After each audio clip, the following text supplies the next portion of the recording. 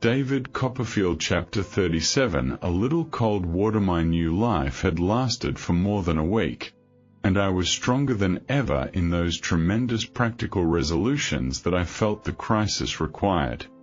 I continued to walk extremely fast, and to have a general idea that I was getting on. I made it a rule to take as much out of myself as I possibly could, in my way of doing everything to which I applied my energies. I made a aunt was mad. My aunt being supremely indifferent to Mrs. Crupp's opinion and everybody else's, and rather favoring than discouraging the idea, Mrs. Crupp, of late the bold, became within a few days so faint-hearted, that rather than encounter my aunt upon the staircase, she would endeavour to hide her portly form behind doors, leaving visible, however, a wide margin of flannel petticoat, or would shrink into dark corners.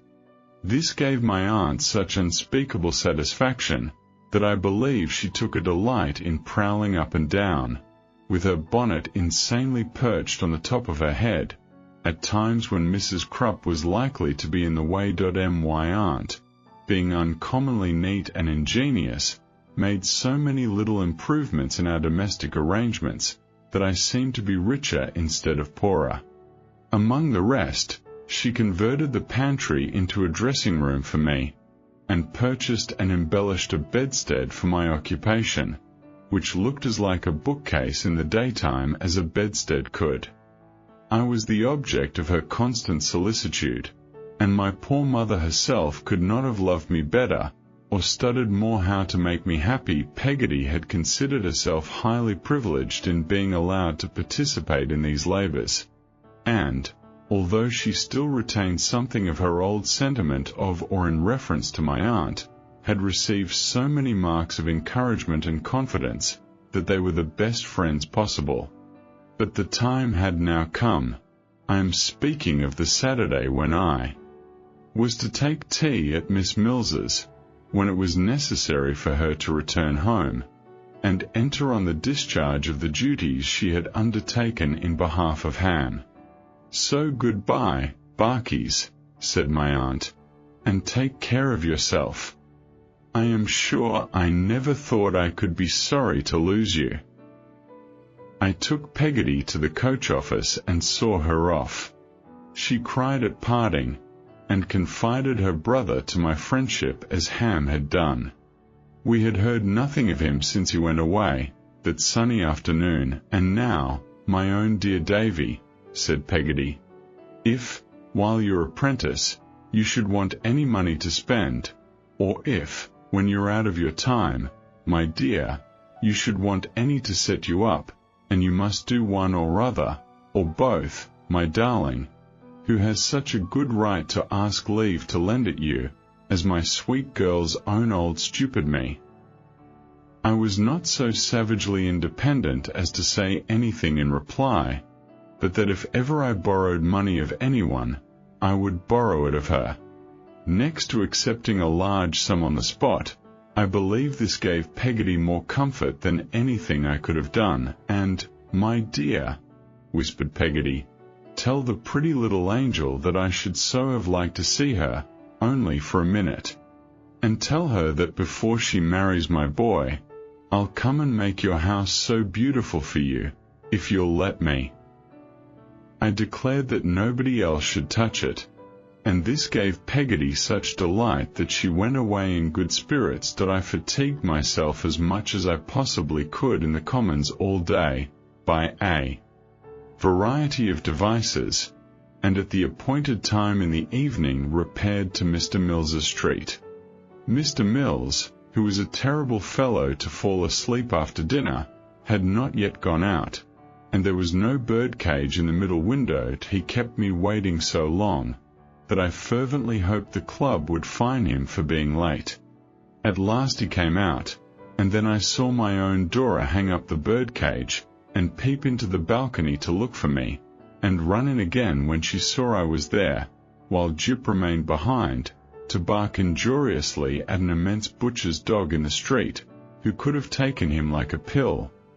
Dora came to the drawing-room door to meet me, and Jip came scrambling out, tumbling over his own growls, under the impression that I was a bandit, and we all three went in, as happy and loving as could be. I soon carried desolation into the bosom of our joys, not that I meant to do it, but that I was so full of the subject, by asking Dora, without the smallest preparation, if she could love a beggar. My pretty, little, startled Dora. Her only association with the word was a yellow face and a nightcap, or a pair of crutches, or a wooden leg, or a dog with a decanisstand in his mouth, or something of that kind, and she stared at me with the most delightful wonder. "How can you ask me anything so foolish?" pouted Dora. "Love a beggar." "Dora, my own dearest," said I am a beggar." "How can you be such a silly thing," replied Dora, slapping my hand, "as to sit there, telling such stories? I'll make Jip bite you." Her childish way was the most delicious way in the world to me, but it was necessary to be explicit, and I solemnly repeated, "Dora, my own life, I am your ruin, David." "I declare I'll make Jip bite you," said Dora, shaking her curls, "if you are so ridiculous." But I looked so serious, that Dora left off shaking her curls, and laid her trembling little hand upon my shoulder, and first looked scared and anxious, then began to cry. That was dreadful. I fell upon my knees before the sofa, caressing her, and imploring her not to rend my heart. But, for some time, poor little Dora did nothing but exclaim, "Oh dear! Oh dear!" And oh, she was so frightened. And where was Julia Mills? And oh, take her to Julia Mills, and go away, please. Until I was almost beside myself. At last, after an agony of supplication and protestation, I got Dora to look at me, with a horrified expression of face, which I gradually soothed until it was only loving, and her soft, pretty cheek was lying against mine. Then I told her, with my arms clasped round her, how I loved her, so dearly, and so dearly, how I felt it right to offer to release her from her engagement, because now I was poor, how I never could bear it, or recover it, if I lost her, how I had no fears of poverty, if she had none, my arm being nerved and my heart inspired by her, how I was already working with a courage such as none but lovers knew, how I had begun to be practical, and look into the future, how a crust well earned was sweeter far than a feast inherited, and much more to the same purpose, which I delivered in a burst of passionate eloquence quite surprising to myself, though I had been thinking about it, day and night, ever since my aunt had astonished me. "Is your heart mine still, dear Dora?" said I, rapturously, for I knew by her clinging to me that it was. "Oh, yes," cried Dora. "Oh, yes, it's all yours. Oh, don't be dreadful." "I dreadful?" To Dora. "Don't talk about being poor, and working hard," said Dora, nestling closer to me. "Oh, don't.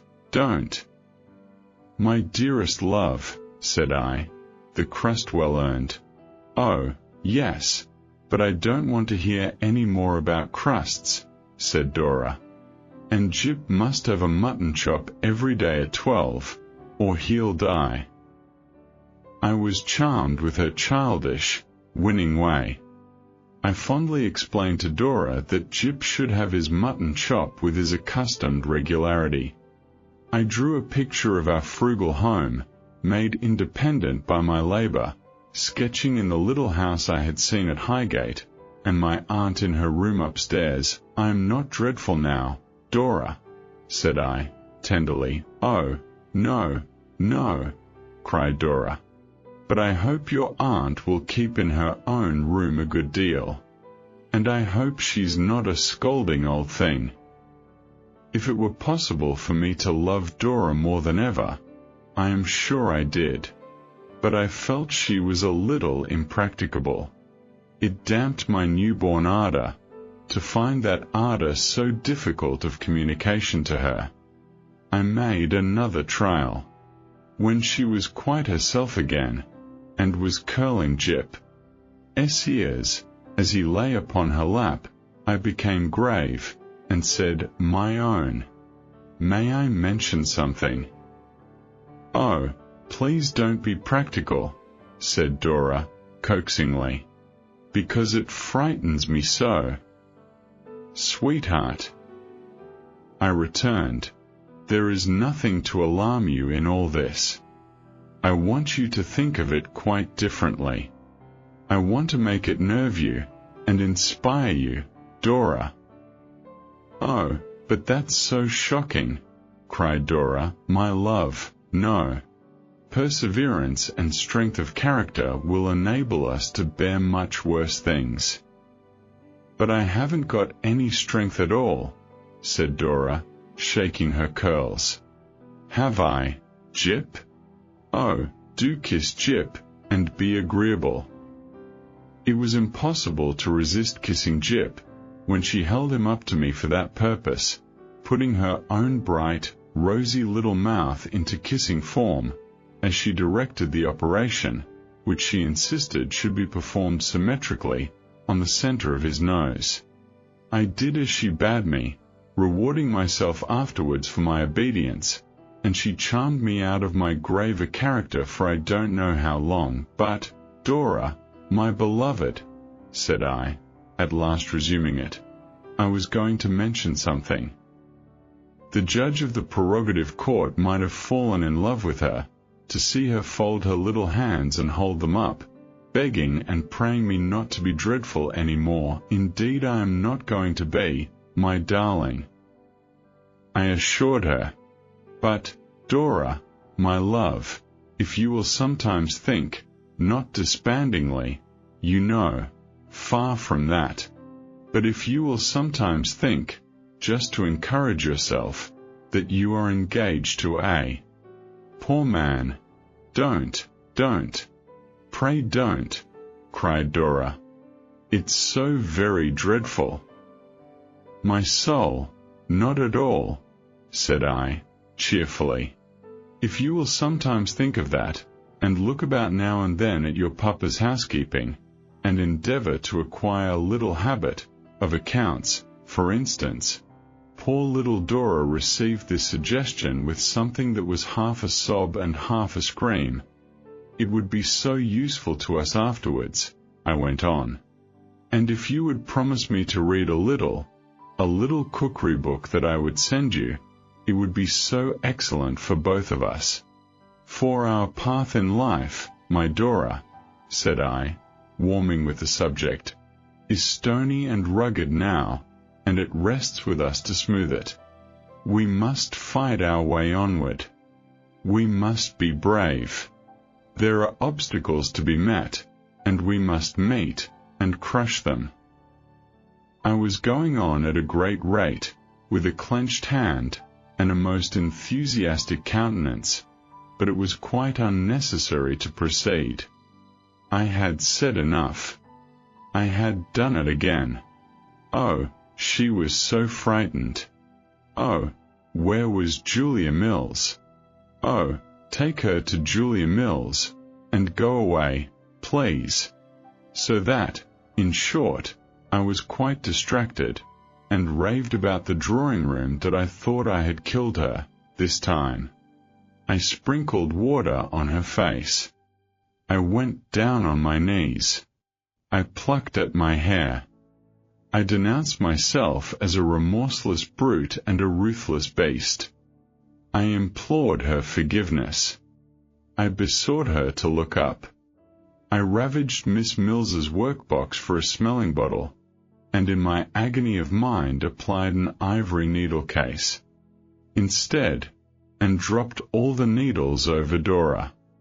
I shook my fists at Jip, who was as frantic as myself.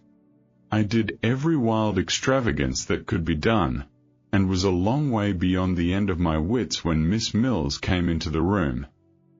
"Who has done this?" exclaimed Miss Mills, succouring her friend. I replied, "I, Miss Mills. I have done it. Behold the destroyer," or words to that effect, and hid my face from the light in the sofa cushion. First Miss Mills thought it was a quarrel, and that we were verging on the desert of Sahara, but she soon found out how matters stood, for my dear affectionate little Dora, embracing her, began exclaiming that I was a poor labourer, and then cried for me, and embraced me, and asked me would I let her give me all her money to keep, and then fell on Miss Mills's neck, sobbing as if her tender heart were broken. Miss Mills must have been born to be a blessing to us. She ascertained from me in a few words what it was all about, comforted Dora, and gradually convinced her that I was not a labourer. From my manner of stating the case, I believe Dora concluded that I was a navigator, and went balancing myself up and down a plank all day with a wheelbarrow, and so brought us together in peace. When we were quite composed, and Dora had gone upstairs to put some rosewater to her eyes, Miss Mills rang for tea. In the ensuing interval, I told Miss Mills that she was evermore my friend, and that my heart must cease to vibrate ere I could forget her. Sympathy. I then expounded to Miss Mills what I had endeavoured, so very unsuccessfully, to expound to Dora. Miss Mills replied, on general principles, that the cottage of content was better than the palace of cold splendour, and that where love was, all was. I said to Miss Mills that this was very true, and who should know it better than I, who loved Dora with a love that never mortal had experienced yet. But on Miss Mills observing, with despondency, that it were well indeed for some hearts if this were so, I explained that I begged leave to restrict the observation to mortals of the masculine gender. I then put it to Miss Mills, to say whether she considered that there was or was not any practical merit in the suggestion I had been anxious to make, concerning the accounts, the housekeeping, and the cookery book. Miss Mills, after some consideration, thus replied, "Mr. Copperfield, I will be plain with you. Mental suffering and trial supply, in some natures, the place of years, and I will be as plain with you as if I were a lady abbess. No, the suggestion is not appropriate to our Dora. Our dearest Dora is a favourite child of nature. She is a thing of light, and airiness, and joy. I am free to confess that if it could be done, it might be well, but—" and Miss Mills shook her head. I was encouraged by this closing admission on the part of Miss Mills to ask her, whether, for Dora's sake, if she had any opportunity of luring her attention to such preparations for an earnest life, she would avail herself of it?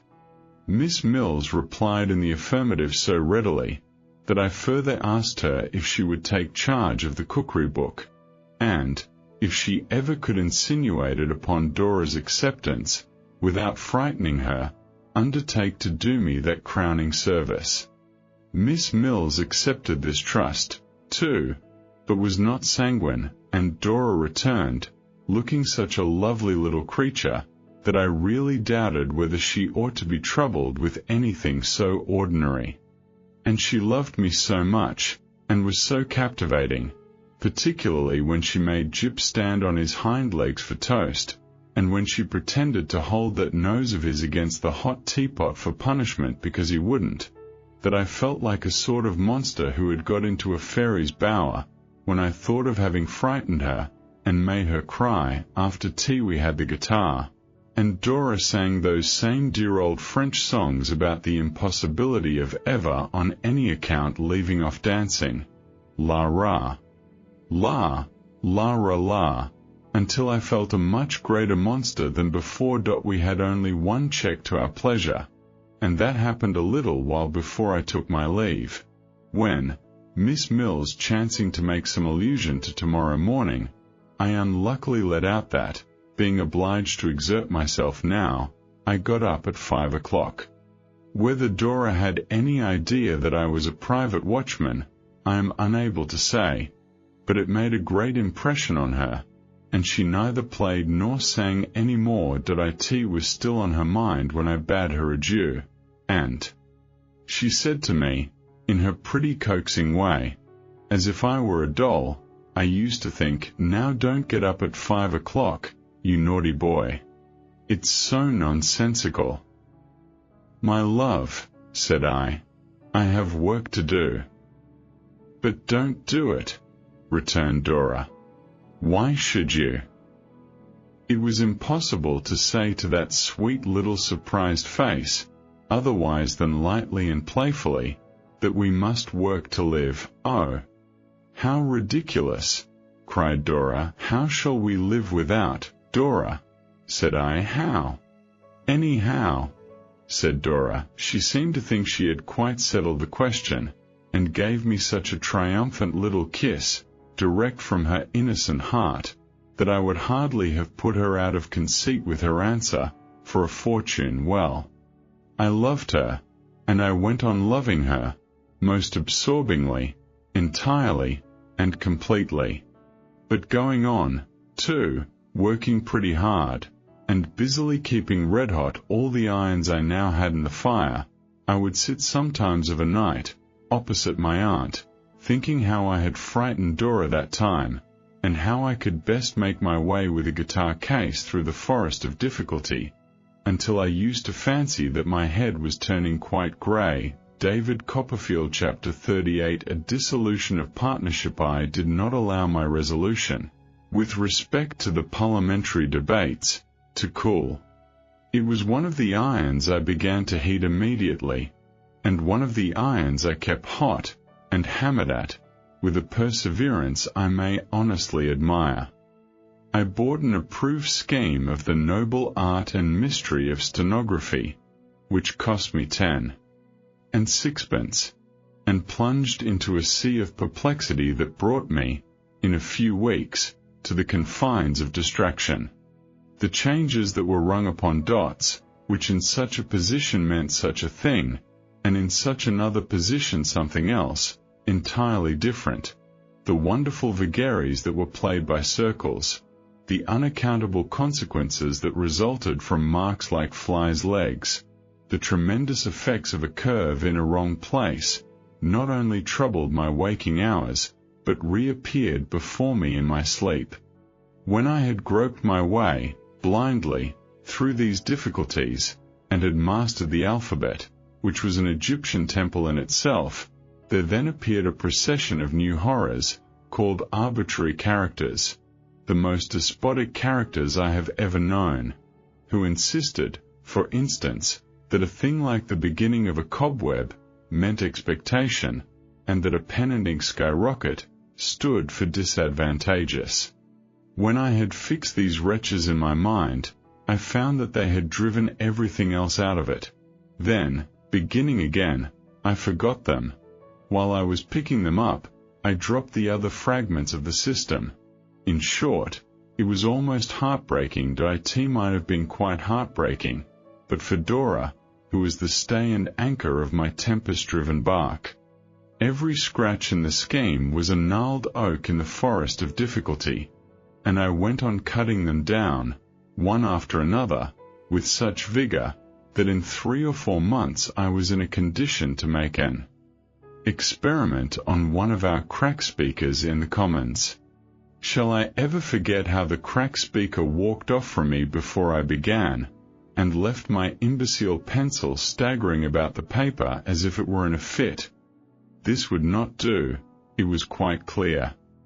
I was flying too high, and should never get on, so I resorted to Traddles for advice, who suggested that he should dictate speeches to me, at a pace, and with occasional stoppages, adapted to my weakness.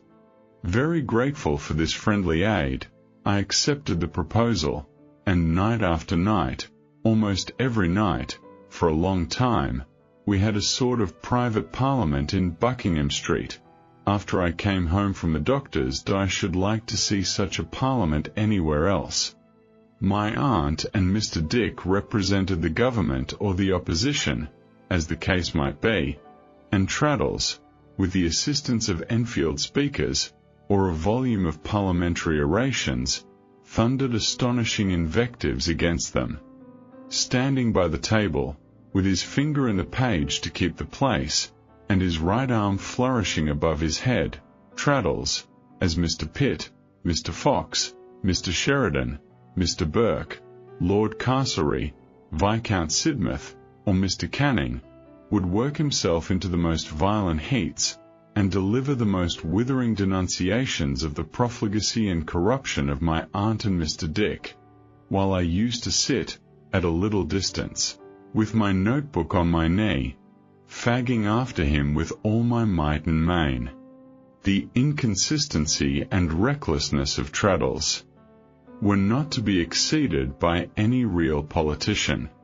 He was for any description of policy, in the compass of a week, and nailed all sorts of colours to every denomination of mast. My aunt, looking very like an immovable Chancellor of the Exchequer, would occasionally throw in an interruption or two, as here, or no, or oh, when the text seemed to require it, which was always a signal to Mr. Dick, a perfect country gentleman, to follow lustily with the same cry. But Mr. Dick got taxed with such things in the course of his parliamentary career, and was made responsible for such awful consequences, that he became uncomfortable in his mind sometimes. I believe he actually began to be afraid he really had been doing something, tending to the annihilation of the British Constitution, and the ruin of the country. Often and often we pursued these debates until the clock pointed to midnight, and the candles were burning down. The result of so much good practice was, that by and by I began to keep pace with Traddles pretty well, and should have been quite triumphant if I had had the least idea what my notes were about. But, as to reading them after I had got them, I might as well have copied the Chinese inscriptions of an immense collection of tea chests, or the golden characters on all the great red and green bottles in the chemist's shops. There was nothing for it, but to turn back and begin all over again. It was very hard, but I turned back, though with a heavy heart, and began, laboriously and methodically, to plod over the same tedious ground at a snail's pace, stopping to examine minutely every speck in the way, on all sides, and making the most desperate efforts to know these elusive characters by sight wherever I met them. I was always punctual at the office, at the doctor's too, and I really did work, as the common expression is, like a cart-horse. One day, when I went to the Commons as usual, I found Mr. Spenlow in the doorway looking extremely grave, and talking to himself. As he was in the habit of complaining of pains in his head, he had naturally a short throat, and I do seriously believe he overstarched himself. I was at first alarmed by the idea that he was not quite right in that direction, but he soon relieved my uneasiness. Instead of returning my good morning with his usual affability, he looked at me in a distant, ceremonious manner, and coldly requested me to accompany him to a certain coffee-house, which, in those days, had a door opening into the Commons, just within the little archway in St. Paul's churchyard. I complied, in a very uncomfortable state, and with a warm shooting all over me, as if my apprehensions were breaking out into buds. When I allowed him to go on a little before, on account of the narrowness of the way, I observed that he carried his head with a lofty air that was particularly unpromising, and my mind misgave me that he had found out about my darling Dora. If I had not guessed this, on the way to the coffee-house, I could hardly have failed to know what was the matter when I followed him into an upstairs room, and found Miss Murdstone there, supported by a background of sideboard, on which were several inverted tumblers sustaining lemons, and 2 of those extraordinary boxes, all corners and flutings, for sticking knives and forks in, which, happily for mankind, are now obsolete. Miss Murdstone gave me her chilly fingernails, and sat severely rigid. Mr. Spenlow shut the door, motioned me to a chair, and stood on the hearthrug in front of the fireplace. "Have the goodness to show Mr. Copperfield," said Mr. Spenlow, "what you have in your reticule, Miss Murdstone." I believe it was the old identical steel-clasped reticule of my childhood, that shut up like a bite. Compressing her lips, in sympathy with the snap, Miss Murdstone opened it, opening her mouth a little at the same time, and produced my last letter to Dora, teeming with expressions of devoted affection. "I believe that is your writing, Mr. Copperfield," said Mr. Spenlow. That I was very hot, and the voice I heard was very unlike mine, when I said, "It is, sir." "If I am not mistaken," said Mr. Spenlow, as Miss Murdstone brought a parcel of letters out of her reticule, tied round with the dearest bit of blue ribbon, "those are also from your pen, Mr. Copperfield." I took them from her with a most desolate sensation, and, glancing at such phrases at the top, as "my ever dearest and own Dora," "my best beloved angel," "my blessed one forever," and the like, blushed deeply, and inclined my head. "No, thank you," said Mr. Spenlow, coldly, as I mechanically offered them back to him. "I will not deprive you of them. Miss Murdstone, be so good as to proceed." That gentle creature, after a moment's thoughtful survey of the carpet, delivered herself with much dry unction as follows: "I must confess to having entertained my suspicions of Miss Spenlow, in reference to David Copperfield, for some time. I observed Miss Spenlow and David Copperfield, when they first met, and the impression made upon me then was not agreeable. The depravity of the human heart is such—" "You will oblige me," interrupted Mr. Spenlow, "by confining yourself to facts." Miss Murdstone cast down her eyes, shook her head as if protesting against this unseemly interruption, and with frowning dignity resumed, "Since I am to confine myself to facts, I will state them as dryly as I can. Perhaps that will be considered an acceptable course of proceeding. I have already said, sir, that I have had my suspicions of Miss Spenlow, in reference to David Copperfield, for some time. I have frequently endeavored to find decisive corroboration of those suspicions, but without effect. I have therefore forborne to mention them to Miss Spenlow's father, looking severely at him, knowing how little disposition there usually is in such cases, to acknowledge the conscientious discharge of duty. Mr. Spenlow seemed quite cowed by the gentlemanly sternness of Miss Murdstone's manner, and deprecated her severity with a conciliatory little wave of his hand. On my return to Norwood, after the period of absence occasioned by my brother's marriage, pursued Miss Murdstone in a disdainful voice, and on the return of Miss Spenlow from her visit to her friend Miss Mills, I imagined that the manner of Miss Spenlow gave me greater occasion for suspicion than before. Therefore I watched Miss Spenlow closely. Dear, tender little Dora, so unconscious of this dragon's eye. Still, resumed Miss Murdstone, I found no proof until last night. It appeared to me that Miss Spenlow received too many letters from her friend Miss Mills, but Miss Mills being her friend with her father's full concurrence, another telling blow at Mr. Spenlow, it was not for me to interfere. If I may not be permitted to allude to the natural depravity of the human heart, at least I must, be permitted, so far to refer to misplaced confidence.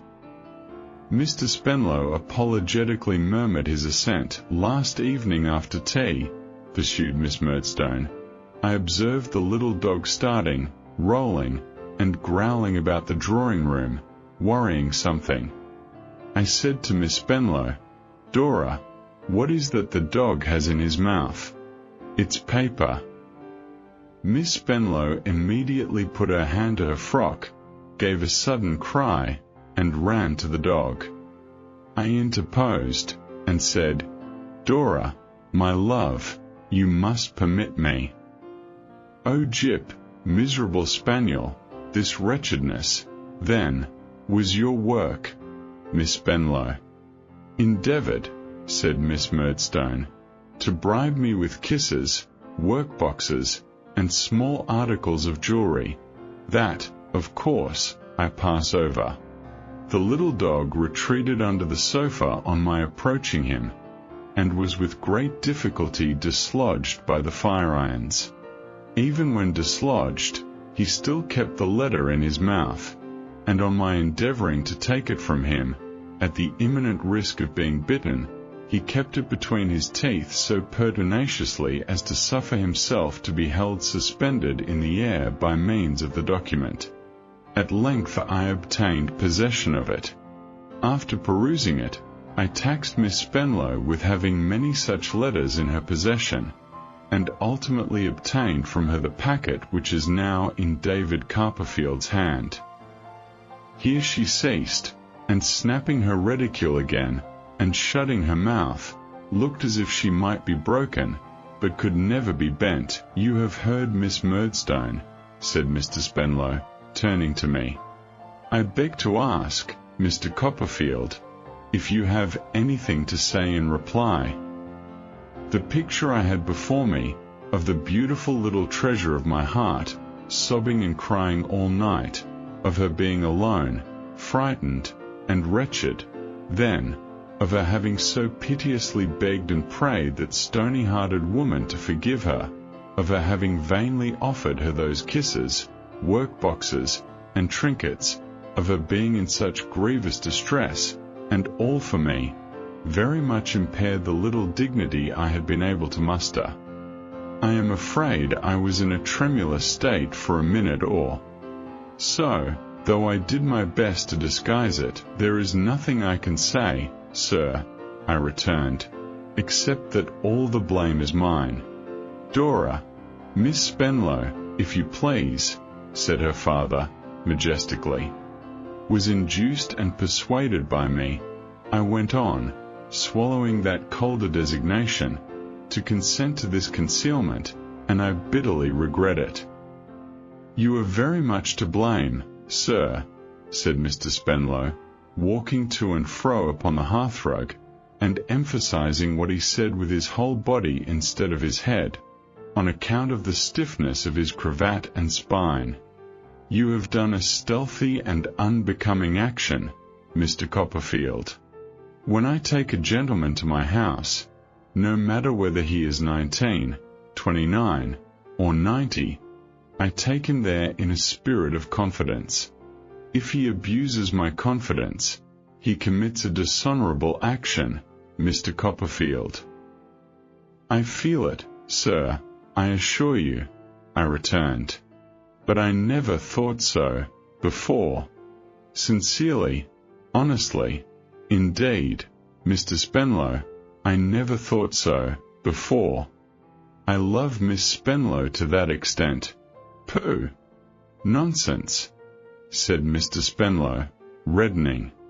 "Pray don't tell me to my face that you love my daughter, Mr. Copperfield."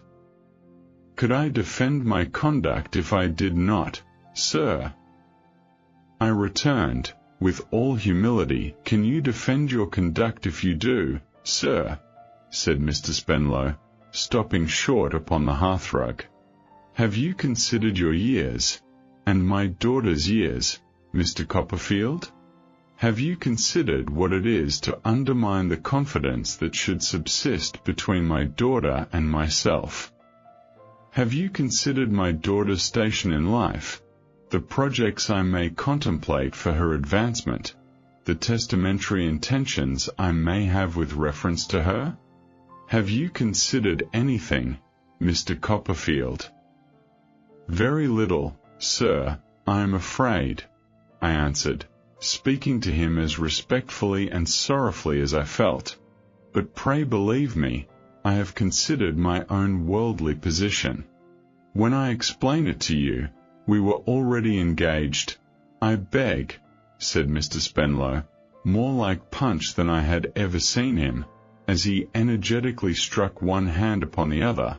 I could not help noticing that even in my despair, that you will not talk to me of engagements, Mr. Copperfield. The otherwise immovable Miss Murdstone laughed contemptuously in one short syllable when I explained my altered position to you, sir. I began again, substituting a new form of expression for what was so unpalatable to him, this concealment, into which I am so unhappy as to have led Miss Spenlow, had begun. Since I have been in that altered position, I have strained every nerve, I have exerted every energy to improve it. I am sure I shall improve it in time. Will you grant me time, any length of time? We are both so young, sir. You are right, interrupted Mr. Spenlow, nodding his head a great many times, and frowning very much. You are both very young. It's all nonsense. Let there be an end of the nonsense. Take away those letters, and throw them in the fire. Give me Miss Spenlow's letters to throw in the fire. And although our future intercourse must, you are aware, be restricted to the commons here, we will agree to make no further mention of the past. Come, Mr. Copperfield, you don't want sense, and this is the sensible course. No, I couldn't think of agreeing to it. I was very sorry, but there was a higher consideration than sense. Love was above all earthly considerations, and I loved Dora to idolatry, and Dora loved me. I didn't exactly say so, I softened it down as much as I could, but I implied it, and I was resolute upon it. I don't think I made myself very ridiculous, but I know I was resolute. Very well, Mr. Copperfield, said Mr. Spenlow. I must try my influence with my daughter. Miss Murdstone, by an expressive sound, a long-drawn respiration, which was neither a sigh nor a moan, but was like both, gave it as her opinion that he should have done this at first. I must try, said Mr. Spenlow, confirmed by this support, my influence with my daughter. Do you decline to take those letters, Mr. Copperfield? For I had laid them on the table. Yes. I told him I hope he would not think it wrong, but I couldn't possibly take them from Miss Murdstone, nor from me, said Mr. Spenlow. I replied with the profoundest respect, nor from him. Very well, said Mr. Spenlow. A silence succeeding, I was undecided whether to go or stay. At length I was moving quietly towards the door, with the intention of saying that perhaps I should consult his feelings best by withdrawing, when he said, with his hands in his coat pockets, into which it was as much as he could do to get them, and with what I should call, upon the whole, a decidedly pious air, you are probably aware, Mr. Copperfield, that I am not altogether destitute of worldly possessions, and that my daughter is my nearest and dearest relative. I hurriedly made him a reply to the effect that I hoped the error into which I had been betrayed by the desperate nature of my love did not induce him to think me mercenary too. I don't allude to the matter in that light, said Mr. Spenlow. It would be better for yourself, and all of us, if you were mercenary, Mr. Copperfield. I mean, if you were more discreet and less influenced by all this youthful nonsense. No. I merely say, with quite another view, you are probably aware I have some property to bequeath to my child. I certainly suppose so, and you can hardly think, said Mr. Spenlow, having experience of what we see, in the commons here, every day, of the various unaccountable and negligent proceedings of men, in respect of their testamentary arrangements, of all subjects, the one on which perhaps the strangest revelations of human inconsistency are to be met with, but that mine are made. I inclined my head in acquiescence. I should not allow, said Mr. Spenlow, with an evident increase of pious sentiment, and slowly shaking his head as he poised himself upon his toes and heels alternately, my suitable provision for my child to be influenced by a piece of youthful folly like the present. It is mere folly, mere nonsense. In a little while, it will weigh lighter than any feather. But I might, if this silly business were not completely relinquished altogether, be induced in some anxious moment to guard her from, and surround her with protections against, the consequences of any foolish step in the way of marriage. Now, Mr. Copperfield, I hope that you will not render it necessary for me to open, even for a quarter of an hour, that closed page in the book of life, and unsettle, even for a quarter of an hour, grave affairs long since composed. There was a serenity, a tranquillity, a calm sunset air about him, which quite affected me. He was so peaceful and resigned, clearly had his affairs in such perfect train, and so systematically wound up, that he was a man to feel touched in the contemplation of. I really think I saw tears rise to his eyes, from the depth of his own feeling of all this, but what could I do? I could not deny Dora and my own heart. When he told me I had better take a week to consider of what he had said, how could I say I wouldn't take a week? Yet how could I fail to know that no amount of weeks could influence such love as mine?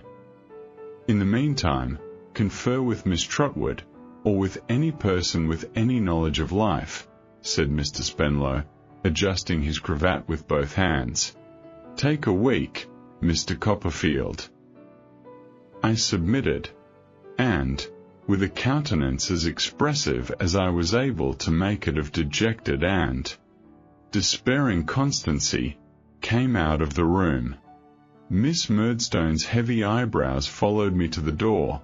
I say her eyebrows rather than her eyes, because they were much more important in her face, and she looked so exactly as she used to look, at about that hour of the morning, in our parlour at Blunderstone, that I could have fancied I had been breaking down in my lessons again, and that the dead weight on my mind was that horrible old spelling book, with oval woodcuts, shaped, to my youthful fancy, like the glasses out of spectacles, when I got to the office, and, shutting out old Tiffy and the rest of them with my hands, sat at my desk, in my own particular nook, thinking of this earthquake that had taken place so unexpectedly, and in the bitterness of my spirit cursing Jip, I fell into such a state of torment about Dora, that I wonder I did not take up my hat and rush insanely to Norwood. The idea of their frightening her, and making her cry, and of my not being there to comfort her, was so excruciating, that it impelled me to write a wild letter to Mr. Spenlow, beseeching him not to visit upon her the consequences of my awful destiny.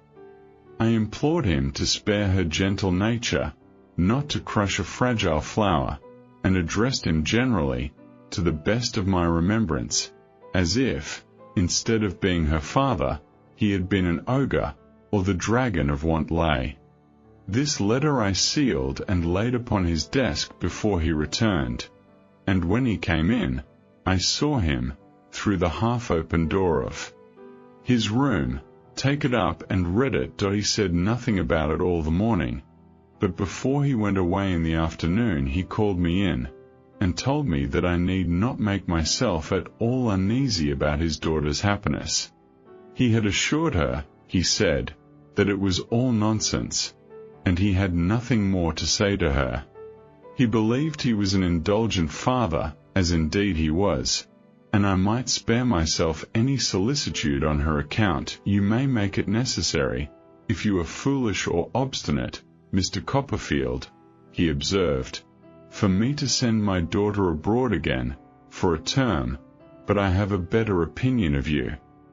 I hope you will be wiser than that, in a few days. As to Miss Murdstone, for I had alluded to her in the letter, I respect that lady's vigilance, and feel obliged to her, but she has strict charge to avoid the subject. All I desire, Mr. Copperfield, is, that it should be forgotten. All you have got to do, Mr. Copperfield, is to forget it. All." In the note I wrote to Miss Mills, I bitterly quoted this sentiment. All I had to do, I said, with gloomy sarcasm, was to forget Dora. That was all, and what was that? I entreated Miss Mills to see me, that evening. If it could not be done with Mr. Mills's sanction and concurrence, I besought a clandestine interview in the back kitchen where the mangle was. I informed her that my reason was tottering on its throne, and only she, Miss Mills, could prevent its being deposed. I signed myself, hers distractedly, and I couldn't help feeling, while I read this composition over, before sending it by a porter, that it was something in the style of Mr. Micawber.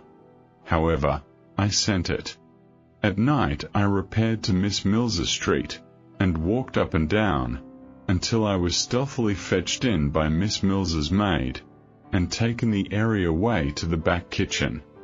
I have since seen reason to believe that there was nothing on earth to prevent my going in at the front door, and being shown up into the drawing-room, except Miss Mills's love of the romantic and mysterious. In the back kitchen, I raved as became me. I went there, I suppose, to make a fool of myself, and I am quite sure I did it. Miss Mills had received a hasty note from Dora, telling her that all was discovered, and saying, "Oh, pray come to me, Julia, do. But Miss Mills, mistrusting the acceptability of her presence to the higher powers, had not yet gone, and we were all benighted in the desert of Sahara. Miss Mills had a wonderful flow of words, and liked to pour them out. I could not help feeling, though she mingled her tears with mine, that she had a dreadful luxury in our afflictions. She petted them, as I may say, and made the most of them. A deep gulf, she observed, had opened between Dora and me, and love could only span it with its rainbow. Love must suffer in this stern world. It ever had been so, it ever would be so. No matter, Miss Mills remarked. Hearts confined by cobwebs would burst at last, and then love was avenged. This was small consolation, but Miss Mills wouldn't encourage fallacious hopes. She made me much more wretched than I was before, and I felt, and told her with the deepest gratitude, that she was indeed a friend. We resolved that she should go to Dora the first thing in the morning, and find some means of assuring her, either by looks or words, of my devotion and misery. We parted, overwhelmed with grief, and I think Miss Mills enjoyed herself completely that I confided all to my aunt when I got home, and in spite of all she could say to me, went to bed despairing. I got up despairing, and went out despairing. It was Saturday morning, and I went straight to the Commons that I was surprised, when I came within sight of our office door, to see the ticket porters standing outside talking together, and some half-dozen stragglers gazing at the windows which were shut up. I quickened my pace, and, passing among them, wondering at their looks, went hurriedly in. The clerks were there, but nobody was doing anything. Old Tiffy, for the first time in his life I should think, was sitting on somebody else's stool, and had not hung up his hat. "This is a dreadful calamity, Mr. Copperfield," said he, as I entered. "What is?" I exclaimed. "What's the matter?" "Don't you know?" cried Tiffy, and all the rest of them, coming round me. "No," said I, looking from face to face. "Mr. Spenlow," said Tiffy, "what about him?" "Dead." I thought it was the office reeling, and not I, as one of the clerks caught hold of me. They sat me down in a chair, untied my neckcloth, and brought me some water. "I have no idea whether this took any time." "Dead," said I. "He dined in town yesterday, and drove down in the phaeton by himself," said Tiffy, "having sent his own groom home by the coach, as he sometimes did, you know. Well, the phaeton went home without him. The horses stopped at the stable gate. The man went out with a lantern. Nobody in the carriage. Had they run away?" "They were not hot," said Tiffy, putting on his glasses. "No hotter, I understand, than they would have been, going down at the usual pace. The reins were broken, but they had been dragging on the ground.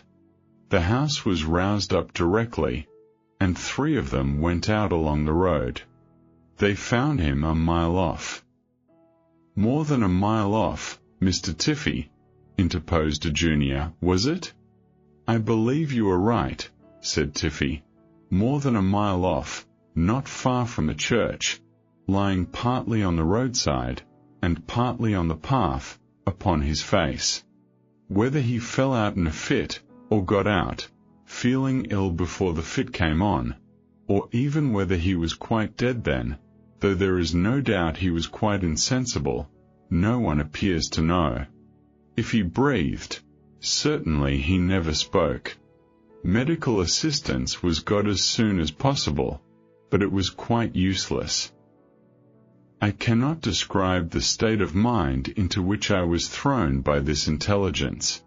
The shock of such an event happening so suddenly, and happening to one with whom I had been in any respect at variance, the appalling vacancy in the room he had occupied so lately, where his chair and table seemed to wait for him, and his handwriting of yesterday was like a ghost, the indefinable impossibility of separating him from the place, and feeling, when the door opened, as if he might come in, the lazy hush and rest there was in the office, and the insatiable relish with which our people talked about it, and other people came in and out all day, and gorged themselves with the subject. This is easily intelligible to anyone. What I cannot describe is, how, in the innermost recesses of my own heart, I had a lurking jealousy even of death. How I felt as if its might would push me from my ground in Dora's thoughts. How I was, in a grudging way I have no words for, envious of her grief. How it made me restless to think of her weeping to others, or being consoled by others. How I had a grasping, avaricious wish to shut out everybody from her but myself, and to be all in all to her, at that unseasonable time of all times. I am the trouble of this state of mind, not exclusively my own, I hope, but known to others. I went down to Norwood that night, and finding from one of the servants, when I made my inquiries at the door, that Miss Mills was there, got my aunt to direct a letter to her, which I wrote. I deplored the untimely death of Mr. Spenlow, most sincerely, and shed tears in doing so.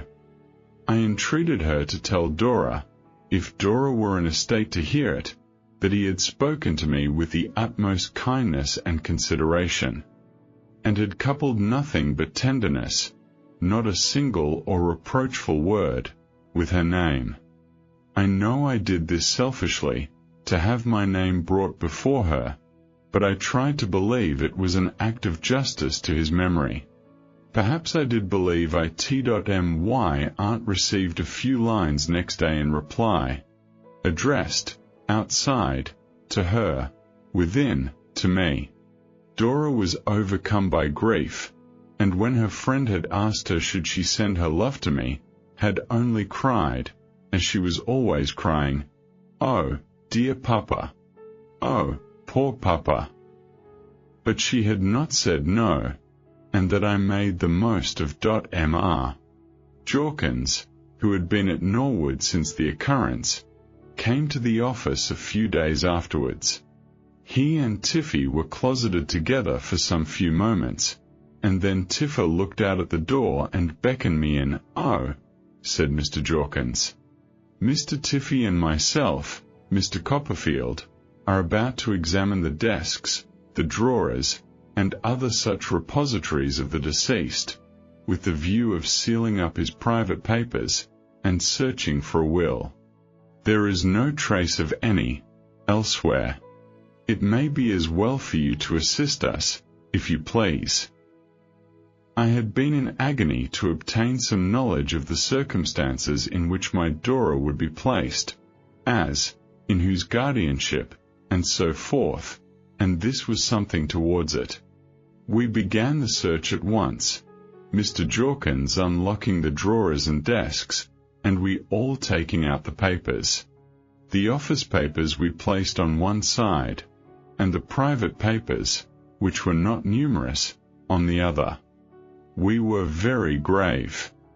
And when we came to a stray seal, or pencil case, or ring, or any little article of that kind which we associated personally with him, we spoke very low. We had sealed up several packets, and were still going on dustily and quietly, when Mr. Jorkins said to us, applying exactly the same words to his late partner as his late partner had applied to him, "Mr. Spenlow was very difficult to move from the beaten track. You know what he was. I am disposed to think he had made no will." "Oh, I know he had," said I. They both stopped and looked at me. "On the very day when I last saw him," said I, "he told me that he had, and that his affairs were long since settled." Mr. Jorkins and old Tiffy shook their heads with one accord. "That looks unpromising," said Tiffy. "Very unpromising," said Mr. Jorkins. "Surely you don't doubt," I began. "My good Mr. Copperfield," said Tiffy, laying his hand upon my arm, and shutting up both his eyes as he shook his head, "if you had been in the Commons as long as I have, you would know that there is no subject on which men are so inconsistent, and so little to be trusted." Why, bless my soul, he made that very remark. I replied persistently. "I should call that almost final," observed Tiffy. "My opinion is, no will." It appeared a wonderful thing to me, but it turned out that there was no will. He had never so much as thought of making one, so far as his papers afforded any evidence, for there was no kind of hint, sketch, or memorandum, of any testamentary intention whatever. What was scarcely less astonishing to me was that his affairs were in a most disordered state. It was extremely difficult, I heard, to make out what he owed, or what he had paid, or of what he died possessed. It was considered likely that for years he could have had no clear opinion on these subjects himself. By little and little it came out, that, in the competition on all points of appearance and gentility then running high in the Commons, he had spent more than his professional income, which was not a very large one, and had reduced his private means, if they ever had been great, which was exceedingly doubtful, to a very low ebb indeed. There was a sale of the furniture and lease, at Norwood, and Tiffa told me, little thinking how interested I was in the story, that, paying all the just debts of the deceased, and deducting his share of outstanding bad and doubtful debts due to the firm, he wouldn't give £1,000 for all the assets remaining. This was at the expiration of about 6 weeks. I had suffered tortures all the time, and thought I really must have laid violent hands upon myself, when Miss Mills still reported to me that my broken-hearted little Dora would say nothing, when I was mentioned, but "Oh, poor papa! Oh, dear papa!" Also, that she had no other relations than 2 aunts, maiden sisters of Mr. Spenlow, who lived at Putney, and who had not held any other than chance communication with their brother for many years. Not that they had ever quarrelled, Miss Mills informed me, but that having been, on the occasion of Dora's christening, invited to tea, when they considered themselves privileged to be invited to dinner, they had expressed their opinion in writing, that it was better for the happiness of all parties that they should stay away. Since which they had gone their road, and their brother had gone his. These 2 ladies now emerged from their retirement, and proposed to take Dora to live at Putney. Dora, clinging to them both, and weeping, exclaimed, "Oh yes, aunts. Please take Julia Mills and me and Jip to Putney." So they went, very soon after the funeral. How I found time to haunt Putney, I am sure I don't know, but I contrived, by some means or other, to prowl about the neighbourhood pretty often. Miss Mills, for the more exact discharge of the duties of friendship, kept a journal, and she used to meet me sometimes, on the common, and read it, or, if she had not time to do that, lend it to me. How I treasured up the entries, of which I subjoin a sample. Monday. My sweet D still much depressed. Headache. Called attention to J as being beautifully sleek.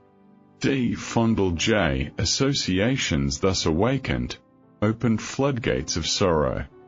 Rush of grief admitted. Are tears the dewdrops of the heart? J. M. Tuesday. D weak and nervous. Beautiful in pallor. Do we not remark this in moon likewise? J. M. D. J. M. and J. took airing in carriage. J. looking out of window, and barking violently. At Dustman, occasion smile to overspread features of D. Of such slight links is chain of life composed. J. M. Wednesday. D. comparatively cheerful. Sang to her, as congenial melody, evening bells. Effect not soothing, but reverse. D. inexpressibly affected. Found sobbing afterwards, in own room. Quoted verses respecting self and young gazelle. Ineffectually. Also referred to patience on monument. QY. Y on monument. J. M. Thursday. D. certainly improved. Better night. Slight tinge of damask revisiting cheek. Resolved to mention name of D.C. introduced same, cautiously, in course of airing. D. immediately overcome. Oh, dear, dear Julia. Oh, I have been a naughty and undutiful child. Soothed and caressed. Drew ideal picture of D.C. on verge of tomb. D. again overcome. Oh, what shall I do? What shall I do? Oh, take me somewhere. Much alarmed. Fainting of D. and glass of water from public house. Poetical affinity. Checkered sign on doorpost.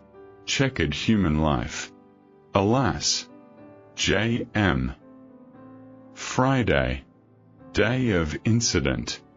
Man appears in kitchen, with blue bag, for lady's boots left out to heel. Cook replies, no such orders. Man argues point. Cook withdraws to inquire, leaving man alone with J. On Cook's return, man still argues point, but ultimately goes.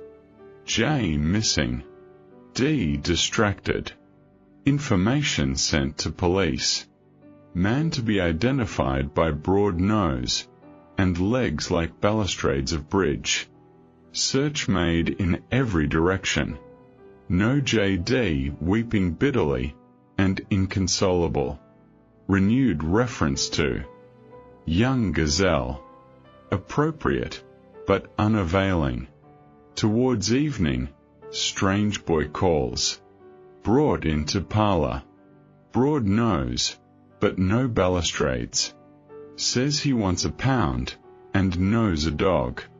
Declines to explain further, though much pressed. Pound being produced by D takes cook to little house, where J alone tied up to leg of table. Joy of D, who dances round J while he eats his supper. Emboldened by this happy change, mention DC upstairs. D weeps afresh, cries piteously, "Oh, don't. It is so wicked to think of anything but poor Papa." Embraces J and sobs herself to sleep. Must not DC confine himself to the broad pinions of time? J.M. Miss Mills and her journal were my sole consolation at this period. To see her, who had seen Dora but a little while before, to trace the initial letter of Dora's name through her sympathetic pages, to be made more and more miserable by her, were my only comforts. I felt as if I had been living in a palace of cards, which had tumbled down, leaving only Miss Mills and me among the ruins. I felt as if some grim enchanter had drawn a magic circle round the innocent goddess of my heart, which nothing indeed but those same strong pinions, capable of carrying so many people over so much, would enable me to enter. David Copperfield, Chapter 39. Wickfield and Heap my aunt, beginning. I imagine, to be made seriously uncomfortable by my prolonged dejection, made a pretense of being anxious that I should go to Dover, to see that all was working well at the cottage, which was let, and to conclude an agreement with the same tenant for a longer term of occupation. Janet was drafted into the service of Mrs. Strong, where I saw her every day. She had been undecided, on leaving Dover, whether or no to give the finishing touch to that renunciation of mankind in which she had been educated, by marrying a pilot, but she decided against that venture. Not so much for the sake of principle, I believe, as because she happened not to like him. Although it required an effort to leave Miss Mills, I fell rather willingly into my aunt's pretense, as a means of enabling me to pass a few tranquil hours with Agnes. I consulted the good doctor relative to an absence of 3 days, and the doctor wishing me to take that relaxation, he wished me to take more, but my energy could not bear that. I made up my mind to go as to the Commons. I had no great occasion to be particular about my duties in that quarter. To say the truth, we were getting in no very good odour among the tip-top proctors, and were rapidly sliding down to but a doubtful position. The business had been indifferent under Mr. Jorkins, before Mr. Spenlow's time, and although it had been quickened by the infusion of new blood, and by the display which Mr. Spenlow made, still it was not established on a sufficiently strong basis to bear, without being shaken, such a blow as the sudden loss of its active manager.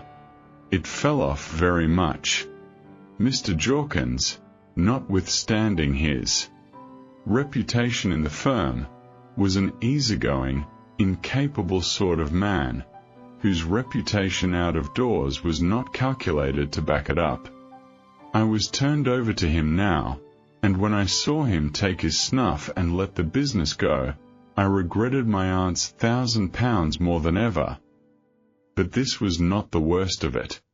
There were a number of hangers-on and outsiders about the Commons, who, without being proctors themselves, dabbled in common form business, and got it done by real proctors, who lent their names in consideration of a share in the spoil, and there were a good many of these too. As our house now wanted business on any terms, we joined this noble band, and threw out lures to the hangers-on and outsiders to bring their business to us. Marriage licenses and small probates were what we all looked for, and what paid us best, and the competition for these ran very high indeed. Kidnappers and inveiglers were planted in all the avenues of entrance to the commons, with instructions to do their utmost to cut off all persons in mourning, and all gentlemen with anything bashful in their appearance, and entice them to the offices in which their respective employers were interested, which instructions were so well observed, that I myself, before I was known by sight, was twice hustled into the premises of our principal opponent. The conflicting interests of these touting gentlemen being of a nature to irritate their feelings, personal collisions took place, and the commons was even. Scandalized by our principal inveigler, who had formerly been in the wine trade, and afterwards in the sworn brokery line, walking about for some days with a black eye. Any one of these scouts used to think nothing of politely assisting an old lady in black out of a vehicle, killing any proctor whom she inquired for, representing his employer as the lawful successor and representative of that proctor, and bearing the old lady off, sometimes greatly affected, to his employer's office. Many captives were brought to me in this way. As to marriage licenses, the competition rose to such a pitch, that a shy gentleman in want of one had nothing to do but submit himself to the first inveigler, or be fought for, and become the prey of the strongest. One of our clerks, who was an outsider, used, in the height of this contest, to sit with his hat on, that he might be ready to rush out and swear before a surrogate any victim who was brought in. The system of inveigling continues, I believe, to this day. The last time I was in the Commons, a civil able-bodied person in a white apron pounced out upon me from a doorway, and whispering the word marriage license in my ear, was with great difficulty prevented from taking me up in his arms and lifting me into a proctor's. From this digression, let me proceed to Dover, that I found everything in a satisfactory state at the cottage, and was enabled to gratify my aunt exceedingly by reporting that the tenant inherited her feud, and waged incessant war against donkeys. Having settled the little business I had to transact there, and slept there one night, I walked on to Canterbury early in the morning. It was now winter again, and the fresh, cold windy day, and the sweeping downland, brightened up my hopes a little. Coming into Canterbury, I loitered through the old streets with a sober pleasure that calmed my spirits, and eased my heart. There were the old signs, the old names over the shops, the old people serving in them. It appeared so long since I had been a schoolboy there, that I wondered the place was so little changed, until I reflected how little I was changed myself. Strange to say, that quiet influence which was inseparable in my mind from Agnes, seemed to pervade even the city where she dwelt. The venerable cathedral towers, and the old jackdaws and rooks whose airy voices made them more retired than perfect silence would have done, the battered gateways, one stuck full with statues, long thrown down, and crumbled away, like the reverential pilgrims who had gazed upon them, the still nooks, where the ivied growth of centuries crept over gabled ends and ruined walls, the ancient houses, the pastoral landscape of field, orchard, and garden. Everywhere, on everything, I felt the same serene air, the same calm, thoughtful, softening spirit. Arrived at Mr. Wickfield's house, I found, in the little lower room on the ground floor, where Uriah Heep had been of old accustomed to sit, Mr. Micawber plying his pen with great assiduity. He was dressed in a legal-looking suit of black, and loomed, burly and large, in that small office. Mr. Micawber was extremely glad to see me, but a little confused too. He would have conducted me immediately into the presence of Uriah, but I declined. I know the house of old, you recollect, said I, and will find my way upstairs. How do you like the law, Mr. Micawber? My dear Copperfield, he replied, to a man possessed of the higher imaginative powers, the objection to legal studies is the amount of detail which they involve. Even in our professional correspondence, said Mr. Micawber, glancing at some letters he was writing, the mind is not at liberty to soar to any exalted form of expression. Still, it is a great pursuit. A great pursuit. He then told me that he had become the tenant of Uriah Heep's old house, and that Mrs. Micawber would be delighted to receive me, once more, under her own roof. It is humble, said Mr. Micawber, to quote a favourite expression of my friend Heap, but it may prove the stepping stone to more ambitious domiciliary accommodation. I asked him whether he had reason, so far, to be satisfied with his friend Heap's treatment of him. He got up to ascertain if the door were close shut, before he replied, in a lower voice, my dear Copperfield, a man who labours under the pressure of pecuniary embarrassments is, with the generality of people, at a disadvantage. That disadvantage is not diminished when that pressure necessitates the drawing of stipendiary emoluments, before those emoluments are strictly due and payable. All I can say is, that my friend Heap has responded to appeals to which I need not more particularly refer, in a manner calculated to redound equally to the honour of his head, and of his heart. I should not have supposed him to be very free with his money either, I observed. Pardon me, said Mr. Micawber, with an air of constraint.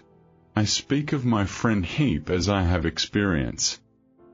I am glad your experience is so favourable, I returned. You are very obliging, my dear Copperfield, said Mr. Micawber, and hummed a tune. Do you see much of Mr. Wickfield?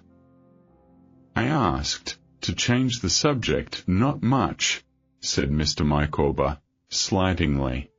Mr. Wickfield is, I dare say, a man of very excellent intentions, but he is, in short, he is obsolete.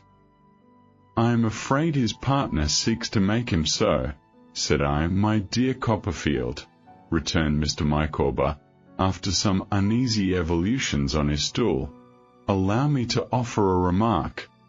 I am here, in a capacity of confidence. I am here, in a position of trust.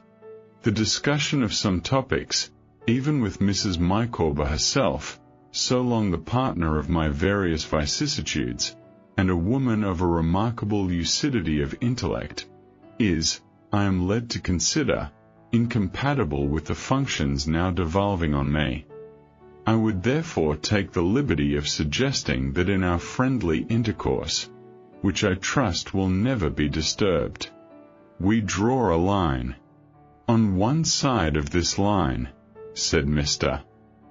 Micawber, representing it on the desk with the office ruler, is the whole range of the human intellect, with a trifling exception. On the other, is that exception, that is to say, the affairs of Messrs. Wickfield and Heap, with all belonging and appertaining thereunto. I trust one give no offence to the companion of my youth, in submitting this proposition to his cooler judgment. Though I saw an uneasy change in Mr. Micawber, which sat tightly on him, as if his new duties were a misfit, I felt I had no right to be offended.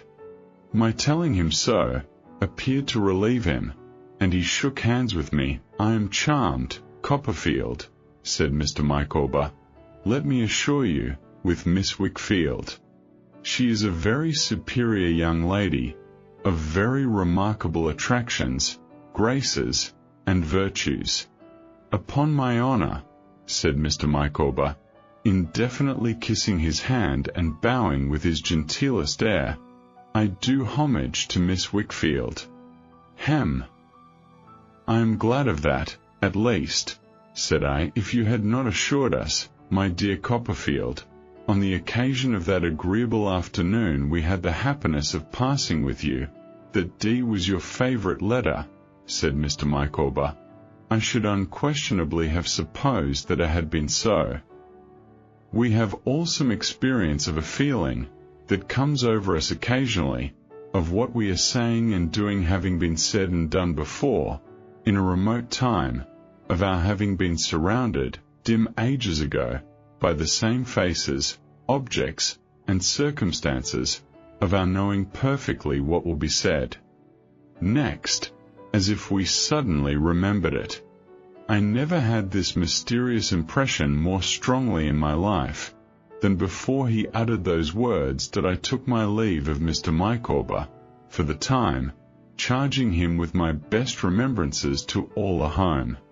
As I left him, resuming his stool and his pen, and rolling his head in his stock, to get it into easier writing order, I clearly perceived that there was something interposed between him and me, since he had come into his new functions, which prevented our getting at each other as we used to do, and quite altered the character of our intercourse. There was no one in the quaint old drawing-room, though it presented tokens of Mrs. Heep's whereabouts. I looked into the room still belonging to Agnes, and saw her sitting by the fire, at a pretty old-fashioned desk she had, writing. My darkening the light made her look up. What a pleasure to be the cause of that bright change in her attentive face, and the object of that sweet regard and welcome. Ah, Agnes, said I, when we were sitting together, side by side, I have missed you so much, lately. Indeed, she replied. Again, and so soon. I shook my head. I don't know how it is, Agnes. I seem to want some faculty of mind that I ought to have. You were so much in the habit of thinking for me, in the happy old days here, and I came so naturally to you for counsel and support, that I really think I have missed acquiring it. And what is it? Said Agnes, cheerfully. I don't know what to call it, I replied. I think I am earnest and persevering. I am sure of it, said Agnes, and patient, Agnes. I inquired, with a little hesitation. Yes, returned Agnes, laughing. Pretty well. And yet, said I get so miserable and worried, and am so unsteady and irresolute in my power of assuring myself, that I know I must want, shall I call it, reliance, of some kind. Call it so, if you will, said Agnes. Well, I returned. See here. You come to London, I rely on you, and I have an object and a course at once. I am driven out of it, I come here, and in a moment I feel an altered person. The circumstances that distressed me are not changed, since I came into this room, but an influence comes over me in that short interval that alters me. Oh, how much for the better! What is it? What is your secret, Agnes? Her head was bent down, looking at the fire. It's the old story, said I. Don't laugh, when I say it was always the same in little things as it is in greater ones. My old troubles were nonsense, and now they are serious, but whenever I have gone away from my adopted sister, Agnes looked up, with such a heavenly face, and gave me her hand, which I kissed. Whenever I have not had you, Agnes, to advise and approve in the beginning, I have seemed to go wild, and to get into all sorts of difficulty. When I have come to you, at last, as I have always done, I have come to peace and happiness. I come home, now, like a tired traveller, and find such a blessed sense of rest. I felt so deeply what I said, it affected me so sincerely, that my voice failed, and I covered my face with my hand, and broke into tears. I write the truth.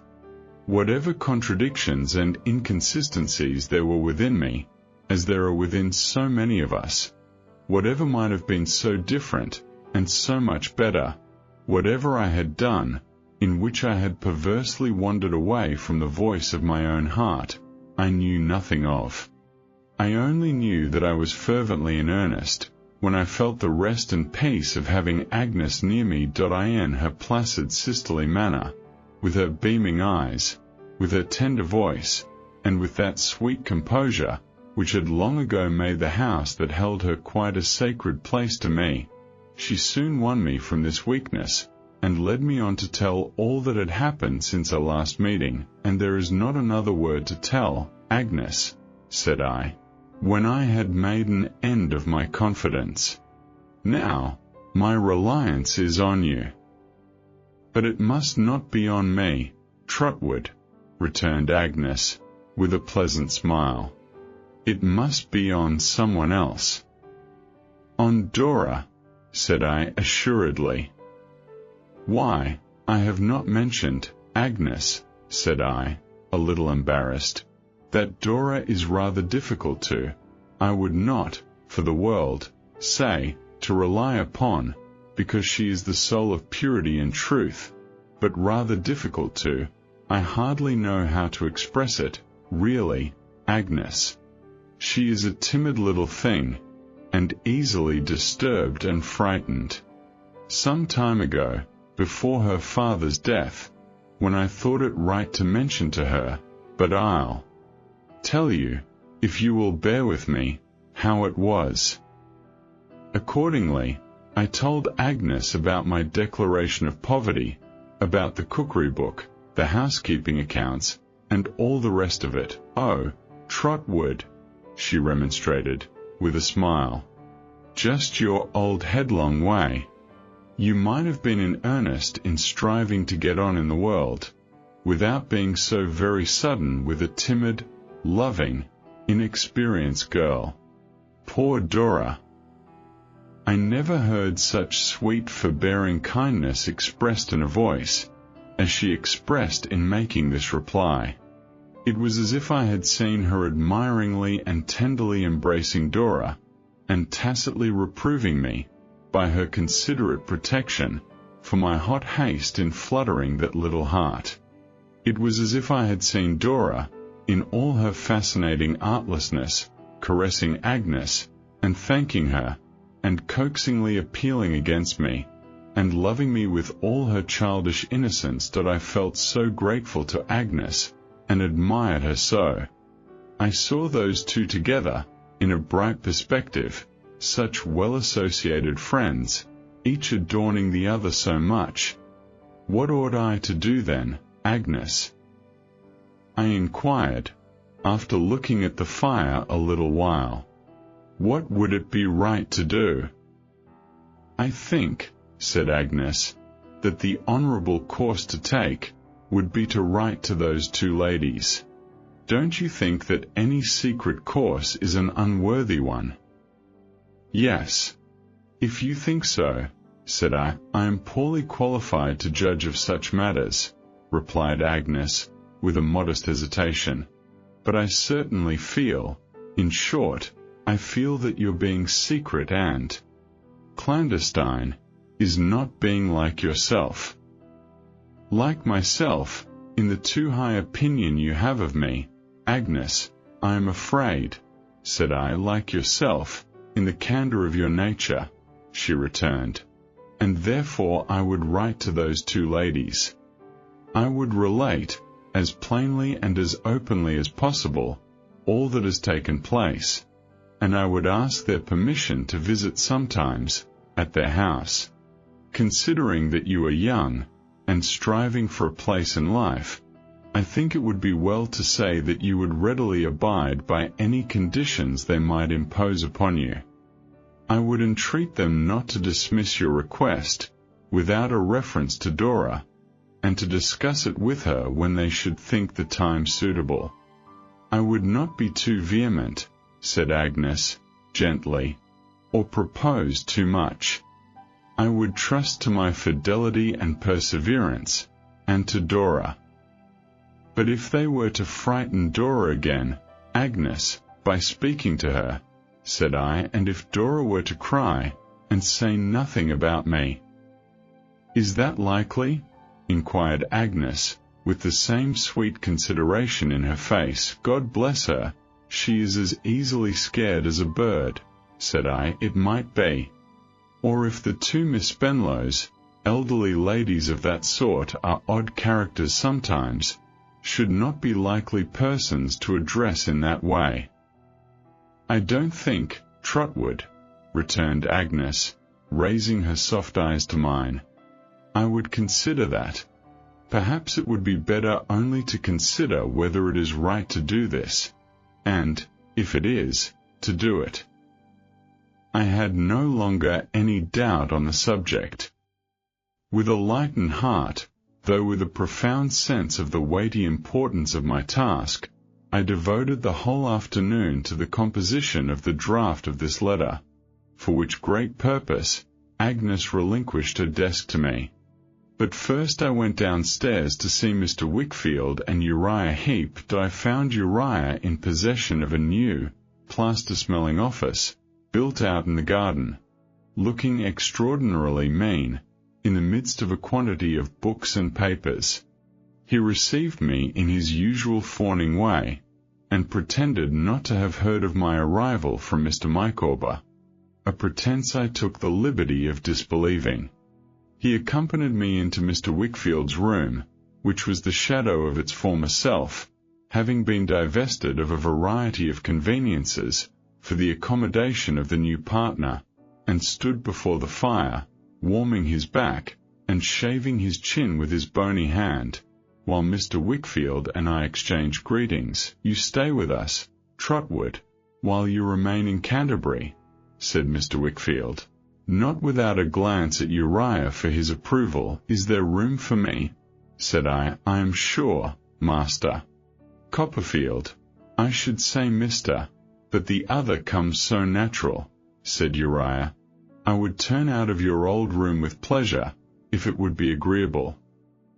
No, no, said Mr. Wickfield.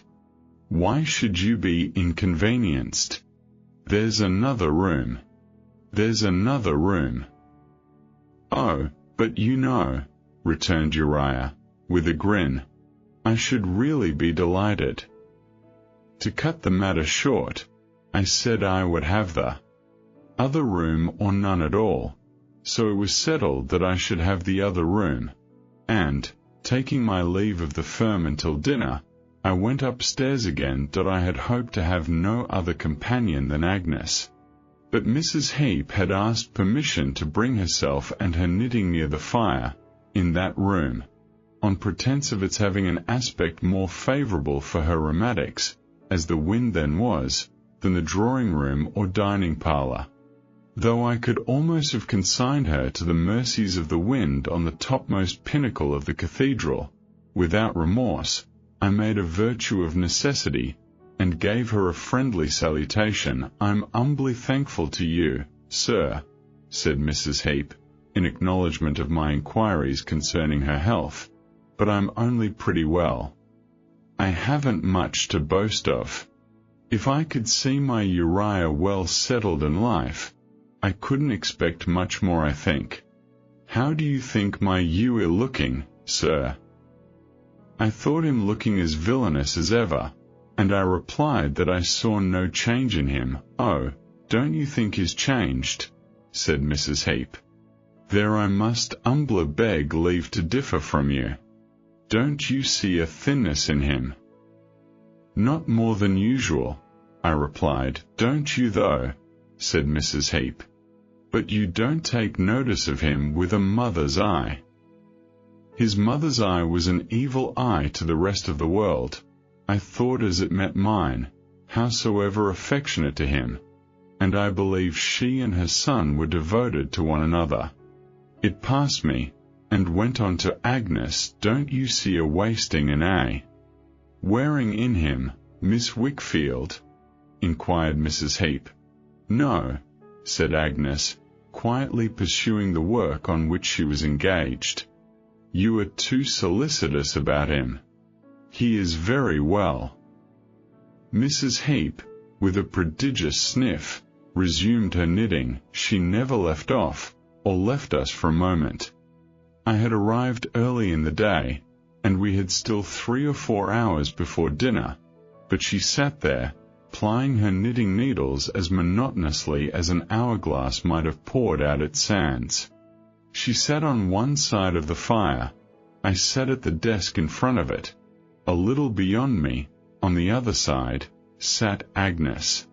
Whensoever, slowly pondering over my letter, I lifted up my eyes, and meeting the thoughtful face of Agnes, saw it clear, and beam encouragement upon me, with its own angelic expression, I was conscious presently of the evil eye passing me, and going on to her, and coming back to me again, and dropping furtively upon the knitting. What the knitting was, I don't know, not being learned in that art, but it looked like a net, and as she worked away with those Chinese chopsticks of knitting needles, she showed in the firelight like an ill-looking enchantress, balked as yet by the radiant goodness opposite, but getting ready for a cast of her net by and by. At tea dinner she maintained her watch, with the same unwinking eyes. After dinner, her son took his turn, and when Mr. Wickfield, himself, and I were left alone together, leered at me, and writhed until I could hardly bear it. In the drawing-room, there was the mother knitting and watching again. All the time that Agnes sang and played, the mother sat at the piano. Once she asked for a particular ballad, which she said her Hughie, who was yawning in a great chair, doted on, and at intervals she looked round at him, and reported to Agnes that he was in raptures with the music. But she hardly ever spoke, I question if she ever did, without making some mention of him. It was evident to me that this was the duty assigned to her. This lasted until bedtime.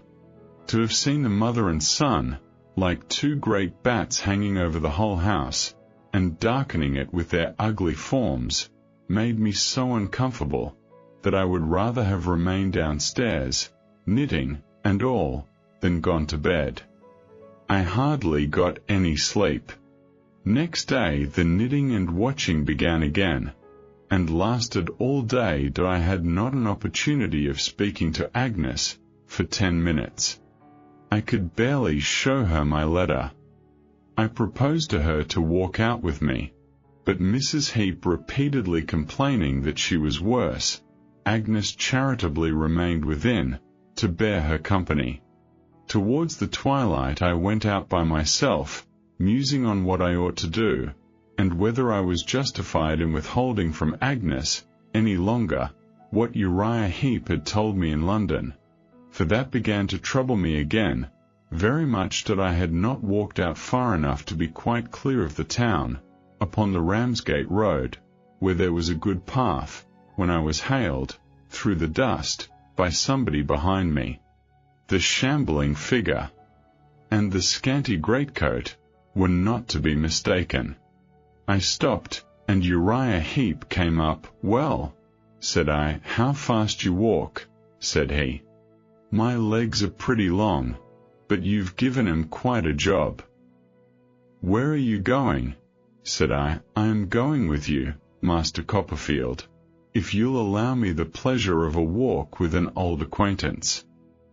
Saying this, with a jerk of his body, which might have been either propitiatory or derisive, he fell into step beside me. "Uriah," said I, as civilly as I could, after a silence. "Master Copperfield," said Uriah, "to tell you the truth, at which you will not be offended, I came out to walk alone, because I have had so much company." He looked at me sideways, and said with his hardest grin, "You mean mother?" "Why, yes, I do," said I. "Ah, but you know we are so very humble," he returned. "And having such a knowledge of our own humbleness, We must really take care that we're not pushed to the wall by them, as isn't humble. All stratagems are fair in love, sir.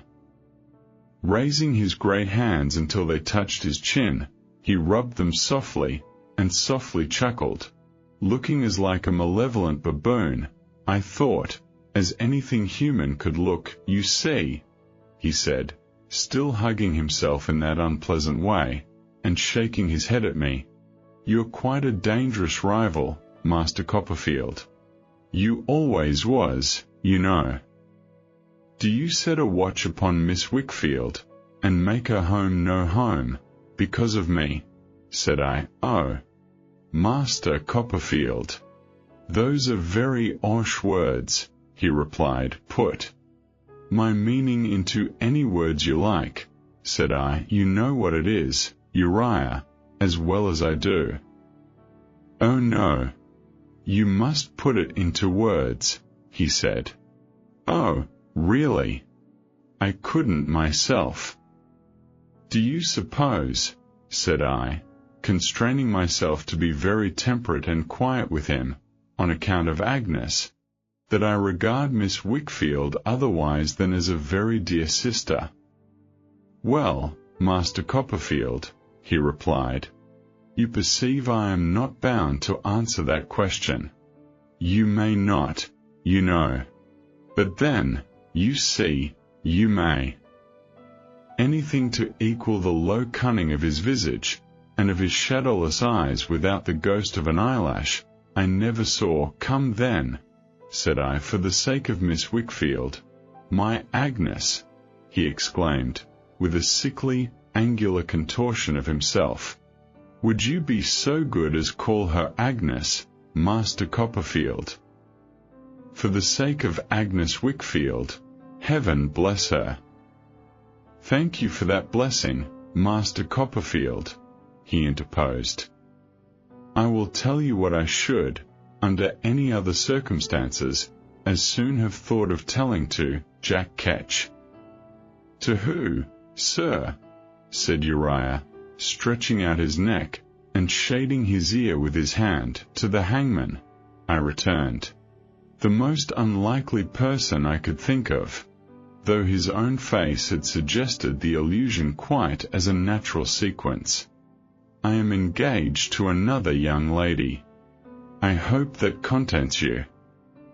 Upon your soul, said Uriah. I was about indignantly to give my assertion the confirmation he required, when he caught hold of my hand, and gave it a squeeze. Oh, Master Copperfield, he said, if you had only had the condescension to return my confidence when I poured out the fullness of my art, the night I put you so much out of the way by sleeping before your sitting-room fire, I never should have doubted you.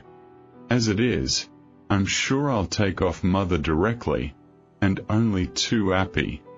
I know you'll excuse the precautions of affection, won't you?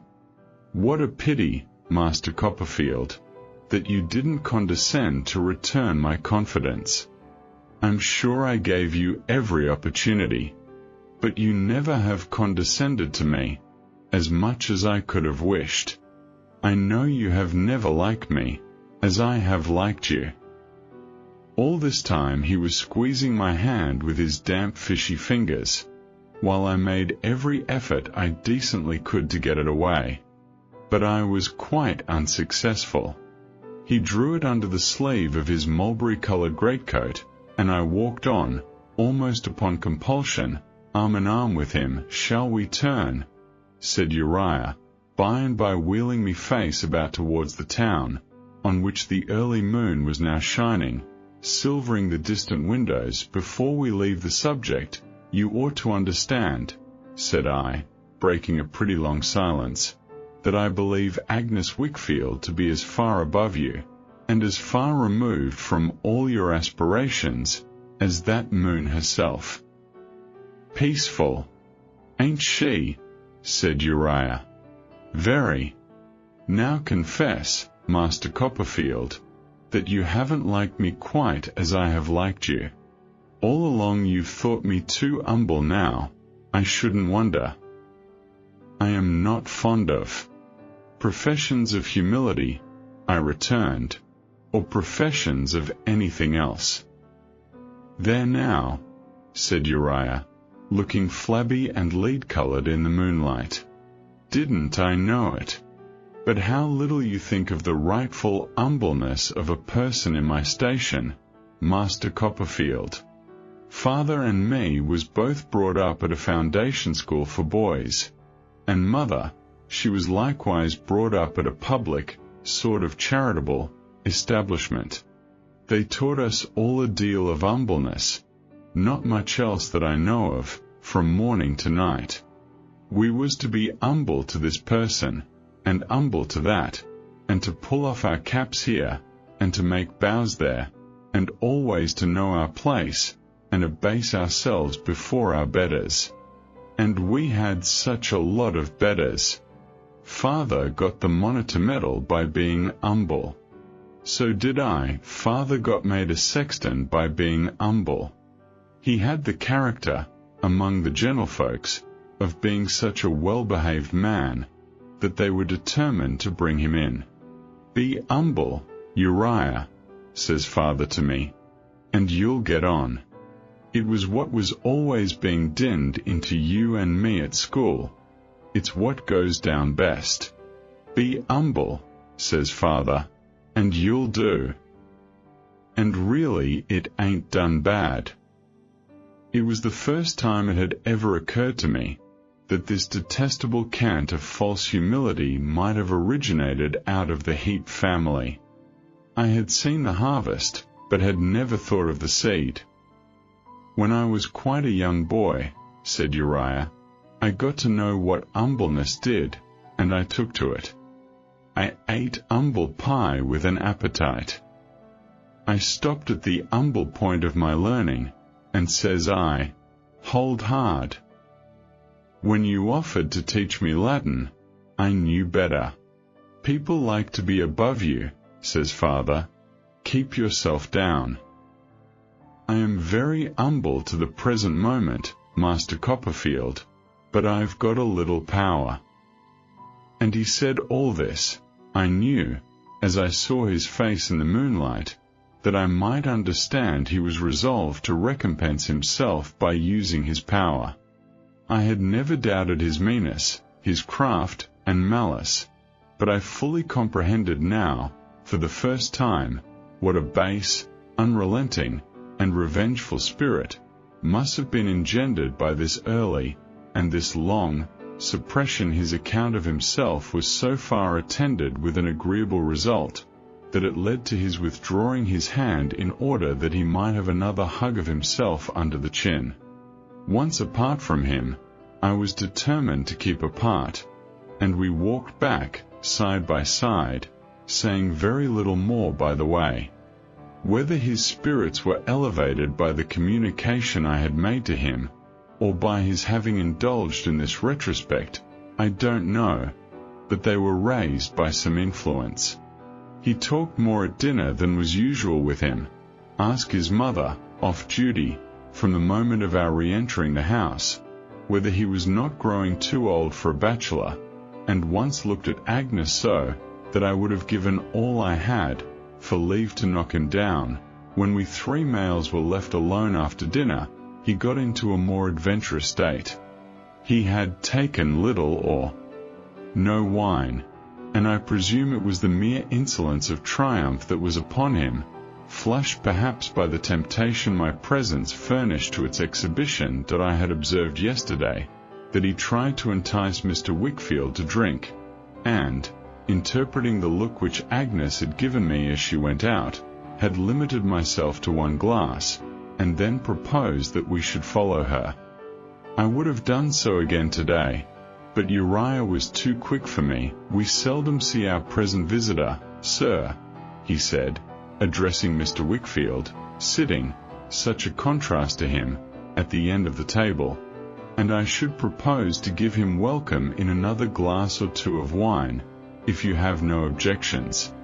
Mr. Copperfield, your elf and happiness.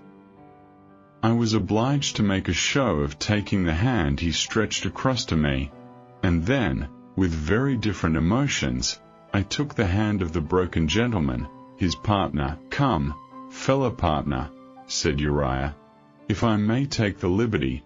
Now, suppose you give us something or another appropriate to Copperfield. I pass over Mr. Wickfield's proposing my aunt, his proposing Mr. Dick, his proposing Doctor's Commons, his proposing Uriah, his drinking everything twice, his consciousness of his own weakness, the ineffectual effort that he made against it, the struggle between his shame in Uriah's deportment and his desire to conciliate him, the manifest exultation with which Uriah twisted and turned and held him up before me. It made me sick at heart to see, and my hand recoils from writing it." "Come, fellow partner," said Uriah, at last, "I'll give you another one, and I humbly ask for bumpers, seeing I intend to make it the divinest of her sex." Her father had his empty glass in his hand.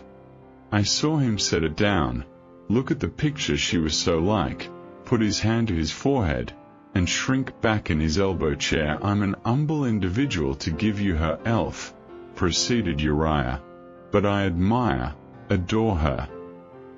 No physical pain that her father's grey head could have borne, I think, could have been more terrible to me than the mental endurance I saw compressed now within both his hands." "Agnes," said Uriah, either not regarding him, or not knowing what the nature of his action was, "Agnes Wickfield is, I am safe to say, the divinest of her sex. May I speak out, among friends? To be her father is a proud distinction, but to be her husband, spare me from ever again hearing such a cry as that with which her father rose up from the table." "What's the matter?" said Uriah, turning of a deadly colour. "You are not gone mad, after all, Mr. Wickfield, I hope? If I say I've an ambition to make your Agnes my Agnes, I have as good a right to it as another man. I have a better right to it than any other man." I had my arms round Mr. Wickfield, imploring him by everything that I could think of, oftenest of all by his love for Agnes, to calm himself a little. He was mad for the moment, tearing out his hair, beating his head, trying to force me from him, and to force himself from me, not answering a word, not looking at or seeing anyone, blindly striving for he knew not what, his face all staring and distorted, a frightful spectacle that I conjured him, incoherently, but in the most impassioned manner, not to abandon himself to this wildness, but to hear me. I besought him to think of Agnes, to connect me with Agnes, to recollect how Agnes and I had grown up together, how I honoured her and loved her, how she was his pride and joy. I tried to bring her idea before him in any form. I even reproached him with not having firmness to spare her the knowledge of such a scene as this. I may have effected something, or his wildness may have spent itself, but by degrees he struggled less, and began to look at me, strangely at first, then with recognition in his eyes. At length he said, "I know, Trotwood. My darling child, and you, I know. But look at him." He pointed to Uriah, pale and glowering in a corner, evidently very much out in his calculations, and taken by surprise. "Look at my torturer," he replied. "Before him I have step by step abandoned name and reputation, peace and quiet, house and home. I have kept your name and reputation for you, and your peace and quiet, and your house and home too," said Uriah, with a sulky, hurried, defeated air of compromise. "Don't be foolish, Mr. Wickfield. If I have gone a little beyond what you were prepared for, I can go back, I suppose? There's no harm done." "I looked for single motives in everyone," said Mr. Wickfield. and I was satisfied I had bound him to me by motives of interest. But see what he is. Oh, see what he is. You had better stop him, Copperfield, if you can, cried Uriah, with his long forefinger pointing towards me. He'll say something presently, mind you. He'll be sorry to have said afterwards, and you'll be sorry to have heard. I'll say anything, cried Mr. Wickfield, with a desperate air. Why should I not be in all the world's power if I am in yours? Mind, I tell you, said Uriah, continuing to warn me. If you don't stop his mouth, you're not his friend. Why shouldn't you be in all the world's power, Mr. Wickfield? Because you have got a daughter. You and me know what we know, don't we? Let sleeping dogs lie. Who wants to rouse them? I don't. Can't you see I am as humble as I can be? I tell you, if I've gone too far, I'm sorry. What would you have, sir? Oh, Trotwood, Trotwood, exclaimed Mr. Wickfield, wringing his hands. What I have come down to be, since I first saw you in this house. I was on my downward way then, but the dreary, dreary road I have traversed since. Weak indulgence has ruined me. Indulgence in remembrance, and indulgence in forgetfulness. My natural grief for my child's mother turned to disease. My natural love for my child turned to disease. I have infected everything I touched. I have brought misery on what I dearly love. I know, you know. I thought it possible that I could truly love one creature in the world, and not love the rest. I thought it possible that I could truly mourn for one creature gone out of the world, and not have some part in the grief of all who mourned. Thus the lessons of my life have been perverted. I have preyed on my own morbid coward heart, and it has preyed on me. Sordid in my grief, sordid in my love, sordid in my miserable escape from the darker side of both. Oh, see the ruin I am, and hate me, shun me. He dropped into a chair, and weakly sobbed. The excitement into which he had been roused was leaving him. Uriah came out of his corner. I don't know all I have done, in my fatuity, said Mr. Wickfield, putting out his hands, as if to deprecate my condemnation. He knows best, meaning Uriah Heep, for he has always been at my elbow, whispering me, You see the millstone that he is about my neck. You find him in my house. You find him in my business. You heard him, but a little time ago. What need have I to say more? You haven't need to say so much, nor half so much, nor anything at all, observed Uriah, half defiant, and half fawning. You wouldn't have took it up so, if it hadn't been for the wine. You'll think better of it tomorrow, sir. If I have said too much, or more than I meant, what of it? I haven't stood by it. The door opened, and Agnes, gliding in, without a vestige of colour in her face, put her arm round his neck, and steadily said, Papa, you are not well. Come with me. He laid his head upon her shoulder, as if he were oppressed with heavy shame, and went out. With her. Her eyes met mine for but an instant, yet I saw how much she knew of what had passed. I didn't expect he'd cut up so rough, Master Copperfield, said Uriah. But it's nothing. I'll be friends with him tomorrow. It's for his good. I'm humbly anxious for his good. I gave him no answer, and went upstairs into the quiet room where Agnes had so often sat beside me at my books. Nobody came near me until late at night. I took up a book, and tried to read. I heard the clock strike 12, and was still reading, without knowing what I read, when Agnes touched me. "You will be going early in the morning, Trotwood. Let us say good-bye, now." She had been weeping, but her face then was so calm and beautiful. "Heaven bless you," she said, giving me her hand. "Dearest Agnes." I returned, "I see you ask me not to speak of tonight, but is there nothing to be done?" "There is God to trust in," she replied.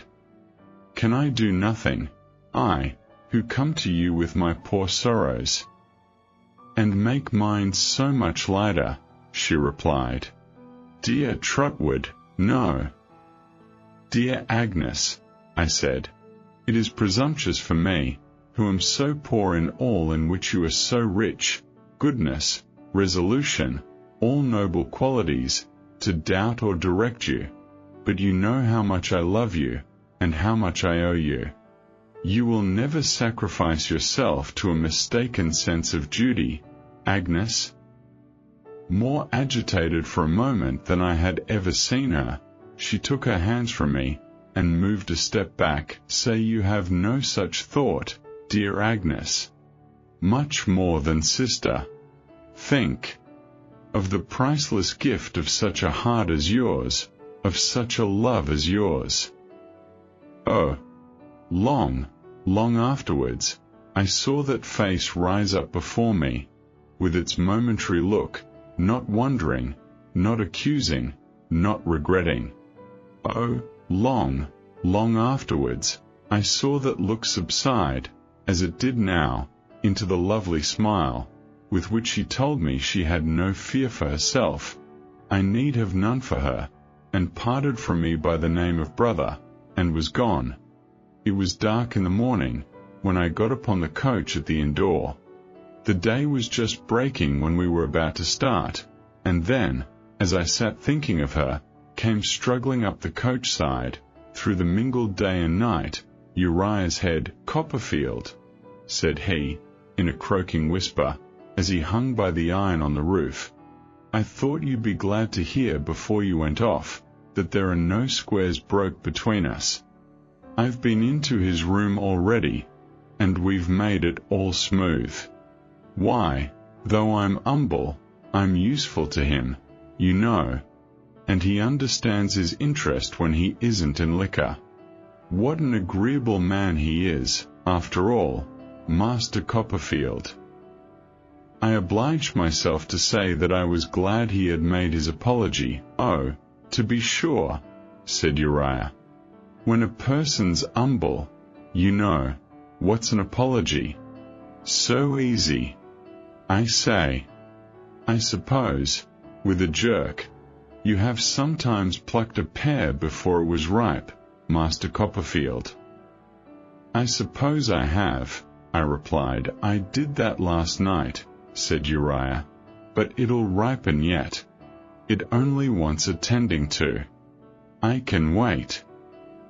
Profuse in his farewells, he got down again as the coachman got up. For anything I know, he was eating something to keep the raw morning air out, but he made motions with his mouth as if the pear were ripe already, and he was smacking his lips over it. David Copperfield. Chapter 40. The Wanderer had a very serious conversation in Buckingham Street that night, about the domestic occurrences I have detailed in the last chapter. My aunt was deeply interested in them, and walked up and down the room with her arms folded, for more than 2 hours afterwards. Whenever she was particularly discomposed, she always performed one of these pedestrian feats, and the amount of her discomposure might always be estimated by the duration of her walk. On this occasion she was so much disturbed in mind as to find it necessary to open the bedroom door, and make a course for herself, comprising the full extent of the bedrooms from wall to wall, and while Mr. Dick and I sat quietly by the fire, she kept passing in and out, along this measured track, at an unchanging pace, with the regularity of a clock pendulum, when my aunt and I were left to ourselves by Mr. Dick's going out to bed. I sat down to write my letter to the two old ladies. By that time she was tired of walking, and sat by the fire with her dress tucked up as usual. But instead of sitting in her usual manner, holding her glass upon her knee, she suffered it to stand neglected on the chimneypiece, and, resting her left elbow on her right arm, and her chin on her left hand, looked thoughtfully at me. As often as I raised my eyes from what I was about, I met hers. "I am in the lovingest of tempers, my dear," she would assure me with a nod, "but I am fidgeted and sorry." I had been too busy to observe, until after she was gone to bed, that she had left her night mixture, as she always called it, untasted on the chimneypiece. She came to her door, with even more than her usual affection of manner, when I knocked to acquaint her with this discovery, but only said, "I have not the heart to take it, Trot, tonight," and shook her head, and went in again. She read my letter to the two old ladies, in the morning, and approved of it. I posted it, and had nothing to do then, but wait, as patiently as I could, for the reply. I was still in this state of expectation, and had been, for nearly a week, when I left the doctor's one snowy night, to walk home. It had been a bitter day, and a cutting northeast wind had blown for some time. The wind had gone down with the light, and so the snow had come on. It was a heavy, settled fall, I recollect, in great flakes, and it lay thick. The noise of wheels and tread of people were as hushed, as if the streets had been strewn that depth with feathers. My shortest way home, and I naturally took the shortest way on such a night, was through St. Martin's Lane. Now, the church which gives its name to the lane, stood in a less free situation at that time, there being no open space before it, and the lane winding down to the Strand. As I passed the steps of the portico, I encountered, at the corner, a woman's face. It looked in mine, passed across the narrow lane, and disappeared. I knew it. I had seen it somewhere, but I could not remember where. I had some association with it that struck upon my heart directly, but I was thinking of anything else when it came upon me, and was confused. On the steps of the church, there was the stooping figure of a man, who had put down some burden on the smooth snow, to adjust it. My seeing the face, and my seeing him, were simultaneous. I don't think I had stopped in my surprise, but, in any case, as I went on, he rose, turned, and came down towards me. I stood face to face with Mr. Peggotty. Then I remembered the woman. It was Martha, to whom Emily had given the money that night in the kitchen. Martha and Dell, side by side with whom he would not have seen his dear niece, Ham had told me, for all the treasures wrecked in the sea. We shook hands heartily. At first, neither of us could speak a word. "Marser Davy," he said, gripping me tight, "it do my heart good to see you, sir. Well met, well met." "Well met, my dear old friend," said I. "I had my thoughts of coming to make inquiration for you, sir, tonight," he said, "but knowing as your aunt was living along for I've been down yonder, Yarmouth way, I was afeard it was too late. I should have come early in the morning, sir, afore going away." "Again," said I. "Yes, sir," he replied, patiently shaking his head, "I'm away tomorrow." "Where were you going now?" I asked. "Well," he replied, shaking the snow out of his long hair, "I was going to turn in somewheres." In those days there was a side entrance to the stable yard of the Golden Cross, the inn so memorable to me in connection with his misfortune, nearly opposite to where we stood. I pointed out the gateway, put my arm through his, and we went across.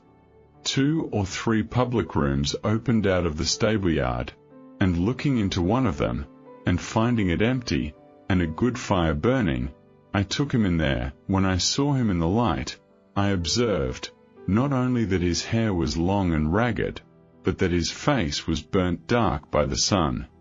He was grayer, the lines in his face and forehead were deeper, and he had every appearance of having toiled and wandered through all varieties of weather, but he looked very strong, and like a man upheld by steadfastness of purpose, whom nothing could tire out. He shook the snow from his hat and clothes, and brushed it away from his face, while I was inwardly making these remarks. As he sat down opposite to me at a table, with his back to the door by which we had entered, he put out his rough hand again, and grasped mine warmly. "I'll tell you, Massa Davy," he said, "where all I've been, and what all we've heard. I've been fur, and we've heard little, but I'll tell you." I rang the bell for something hot to drink. He would have nothing stronger than ale, and while it was being brought, and being warmed at the fire, he sat thinking. There was a fine, massive gravity in his face I did not venture to disturb. "When she was a child," he said, lifting up his head soon after we were left alone, "she used to talk to me a deal about the sea, and about them coasts where the sea got to be dark blue, and to lay a shining in the sun. I thought, odd times, as her father being drownded may her think on it so much.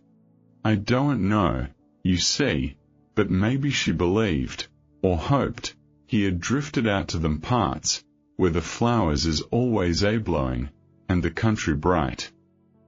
"It is likely to have been a childish fancy," I replied. "When she was lost," said Mr. Peggotty, "I knowed in my mind, as he would take her to them countries. I knowed in my mind, as he'd have told her wonders of 'em, and how she was to be a lady there, and how he got her to listen to him fust, along o' sec like.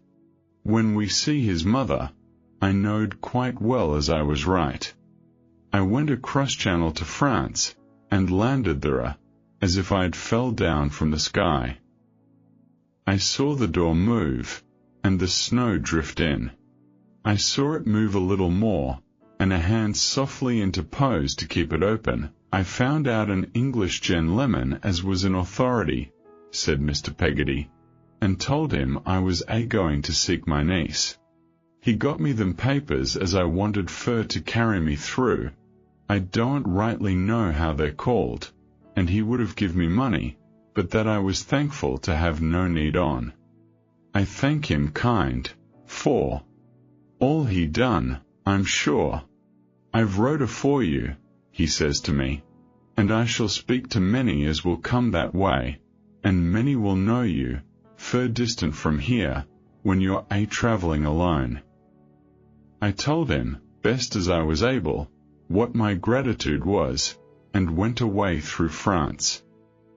"Alone, and on foot," said I. "Mostly afoot," he rejoined. "Sometimes in carts along with people going to market, sometimes in empty coaches. Many mile a day afoot, and often with some poor soldier or another, travelling to see his friends." "I couldn't talk to him," said Mr. Peggotty, "nor he to me, but we was company for one another, too, along the dusty roads. I should have known that by his friendly tone when I come to any town," he pursued. "I found the inn, and waited about the yard till someone turned up, someone mostly did, as knowed English. Then I told how that I was on my way to seek my niece, and they told me what manner of gentlefolks was in the house, and I waited to see any as seemed like her, going in or out. When it warn't Emily, I went on a Jean. By little and little, When I come to a new village or that, among the poor people, I found they knowed about me. They would set me down at their cottage doors, and give me what not for to eat and drink, and show me where to sleep, and many a woman, Marser Davy, as has had a daughter of about Emily's age, I found awaiting for me, at our Saviour's cross outside the village, for to do me similar kindnesses. Some has had daughters as was dead. And God only knows how good the mothers was to me. It was Martha at the door. I saw her haggard, listening face distinctly.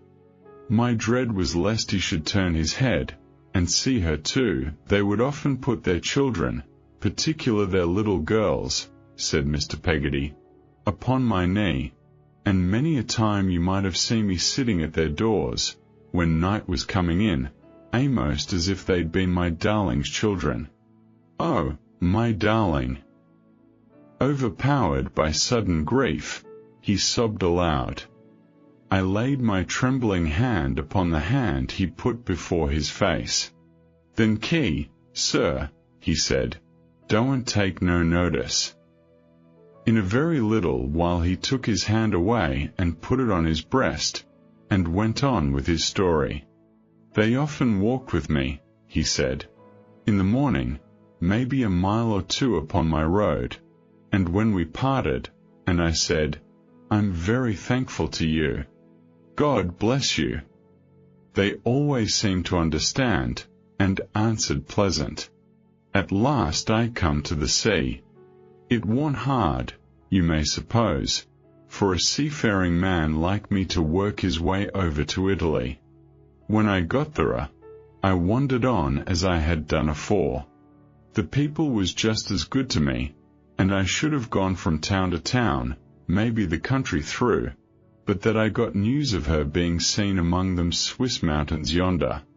One as knowed his servant see 'em there, all three, and told me how they travelled, and where they was. I made further mountains, Marser Davy, day and night. Ever so fur as I went, ever so fur the mountains seemed to shift away from me. But I come up with M, and I crossed M. When I got nigh the place as I had been told of, I began to think within my own self, what shall I do when I see her? The listening face, insensible to the inclement night, still drooped at the door, and the hands begged me, prayed me, not to cast it forth. I never doubted her, said Mr. Peggotty. No, not a bit. Only let her see my face, only let her hear my voice, only let my standing still afore her bring to her thoughts the home she had fled away from, and the child she had been, and if she had growed to be a royal lady, she'd have fell down at my feet. I knowed it well. Many a time in my sleep had I heard her cry out, Uncle, and seen her fall like death afore me. Many a time in my sleep had I raised her up, and whispered to her, Emily, my dear, I am come for to bring forgiveness, and to take you home. He stopped and shook his head, and went on with a sigh. He was now to me now. Emily was all. I bought a country dress to put upon her, and I knowed that, once found, she would walk beside me over them stony roads, go where I would, and never, never leave me more. To put that dress upon her, and to cast off what she wore, to take her on my arm again, and wander towards home, to stop sometimes upon the road, and heal her bruised feet and her worst bruised heart, was all that I thought of now. I don't believe I should have done so much as look at him. But, Marser Davy, it want to be, not yet. I was too late, and they was gone. Where, I couldn't learn. Some said here, some said there. I travelled here, and I travelled there, but I found no Emily, and I travelled home. How long ago? I asked. A matter o' 4 days, said Mr. Peggotty. I sighted the old boat arter dark, and the light a shining in the window. When I come nigh and looked in through the glass, I see the faithful creetur Mrs. Gummidge sitting by the fire, as we had fixed upon, alone. I called out, "Doan't be afeard. It's Dan'l," and I went in. I never could have thought the old boat would have been so strange. From some pocket in his breast, he took out, with a very careful hand, a small paper bundle containing 2 or 3 letters or little packets, which he laid upon the table. "This fust one come," he said, selecting it from the rest, "afore I had been gone a week. A £50 banknote, in a sheet of paper, directed to me, and put underneath the door in the night. She tried to hide her writing, but she couldn't hide it from me." He folded up the note again, with great patience and care, in exactly the same form, and laid it on one side. "This come to Mrs. Gummidge," he said, opening another, 2 or 3 months ago. After looking at it for some moments, he gave it to me, and added in a low voice, "Be so good as read it, sir." I read as follows: "Oh, what will you feel when you see this writing, and know it comes from my wicked hand? But try, not for my sake, but for Uncle's goodness, try to let your heart soften to me. Only for a little time. Try, pray do, to relent towards a miserable girl, and write down on a bit of paper whether he is well, and what he said about me before you left off ever naming me among yourselves, and whether, of a night, when it is my old time of coming home, you ever see him look as if he thought of one he used to love so dear. Oh, my heart is breaking when I think about it.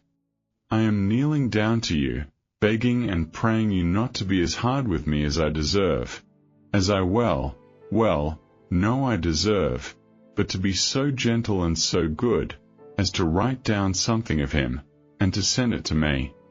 You need not call me little, you need not call me by the name I have disgraced, but oh, listen to my agony, and have mercy on me so far as to write me some word of Uncle, never to be seen in this world by my eyes again. Dear, if your heart is hard towards me, justly hard, I know, but, listen, if it is hard, dear, ask him I have wronged the most, him whose wife I was to have been, before you quite decide against my poor prayer. If he should be so compassionate as to say that you might write something for me to read, I think he would, I think he would, if you would only ask him, for he always was so brave and so forgiving. Tell him then, but not else, that when I hear the wind blowing at night, I feel as if it was passing angrily from seeing him and Uncle, and was going up to God against me. Tell him that if I was to die tomorrow, and oh, if I was fit, I would be so glad to die. I would bless him and Uncle with my last words, and pray for his happy home with my last breath. Some money was enclosed in this letter also. £5. It was untouched like the previous sum, and he refolded it in the same way. Detailed instructions were added relative to the address of a reply, which, although they betrayed the intervention of several hands, and made it difficult to arrive at any very probable conclusion in reference to her place of concealment, made it at least not unlikely that she had written from that spot where she was stated to have been seen. What answer was sent? I inquired of Mr. Peggotty, Mrs. Gummidge, he returned. Not being a good scholar, sir, ham kindly draw it out, and she made a copy on it. They told her I was gone to seek her, and what my parting words was. Is that another letter in your hand? Said I. It's money, sir, said Mr. Peggotty, unfolding it a little way. £10, you see, and wrote inside, from a true friend, like the fust. But the fust was put underneath the door, and this come by the post, day afore yesterday. I may going to seek her at the postmark. He showed it to me. It was a town on the Upper Rhine. He had found out, at Yarmouth, some foreign dealers who knew that country, and they had drawn him a rude map on paper, which he could very well understand. He laid it between us on the table, and, with his chin resting on one hand, tracked his course upon it with the other that I asked him how Ham was. He shook his head. He works, he said, as bold as a man can. His name's as good, in all that part, as any man's is, anywheres in the world. Anyone's hand is ready to help him, you understand, and his is ready to help them. He's never been heerd fur to complain. But my sister's belief is, twixt ourselves, as it has cut him deep. Poor fellow, I can believe it. He ain't no care, Massa Davy, said Mr. Peggotty in a solemn whisper, kinda no care nohow for his life. When a man's wanted for rough sarvice in rough weather, he's thorough. When there's hard duty to be done with danger in it, he steps for'ard afore all his mates. And yet he's as gentle as any child. There ain't a child in Yarmouth that don't know him. He gathered up the letters thoughtfully, smoothing them with his hand, put them into their little bundle, and placed it tenderly in his breast again. The face was gone from the door. I still saw the snow drifting in, but nothing else was there. Well, he said, looking to his bag, having seen you tonight, Massa Davy, and that does me good. I shall away betimes tomorrow morning. You have seen what I've got here, putting his hand on where the little packet lay. All that troubles me is, to think that any harm might come to me, afore that money was give back. If I was to die, and it was lost, or stole, or elseways made away with, and it was never knowed by him but what I took it, I believe the t'other world wouldn't hold me. I believe I must come back. He rose. And I rose too. We grasped each other by the hand again. Before going out, I'd go 10,000 mile, he said. I'd go till I drop dead, to lay that money down afore him. If I do that, and find my Emily, I'm content.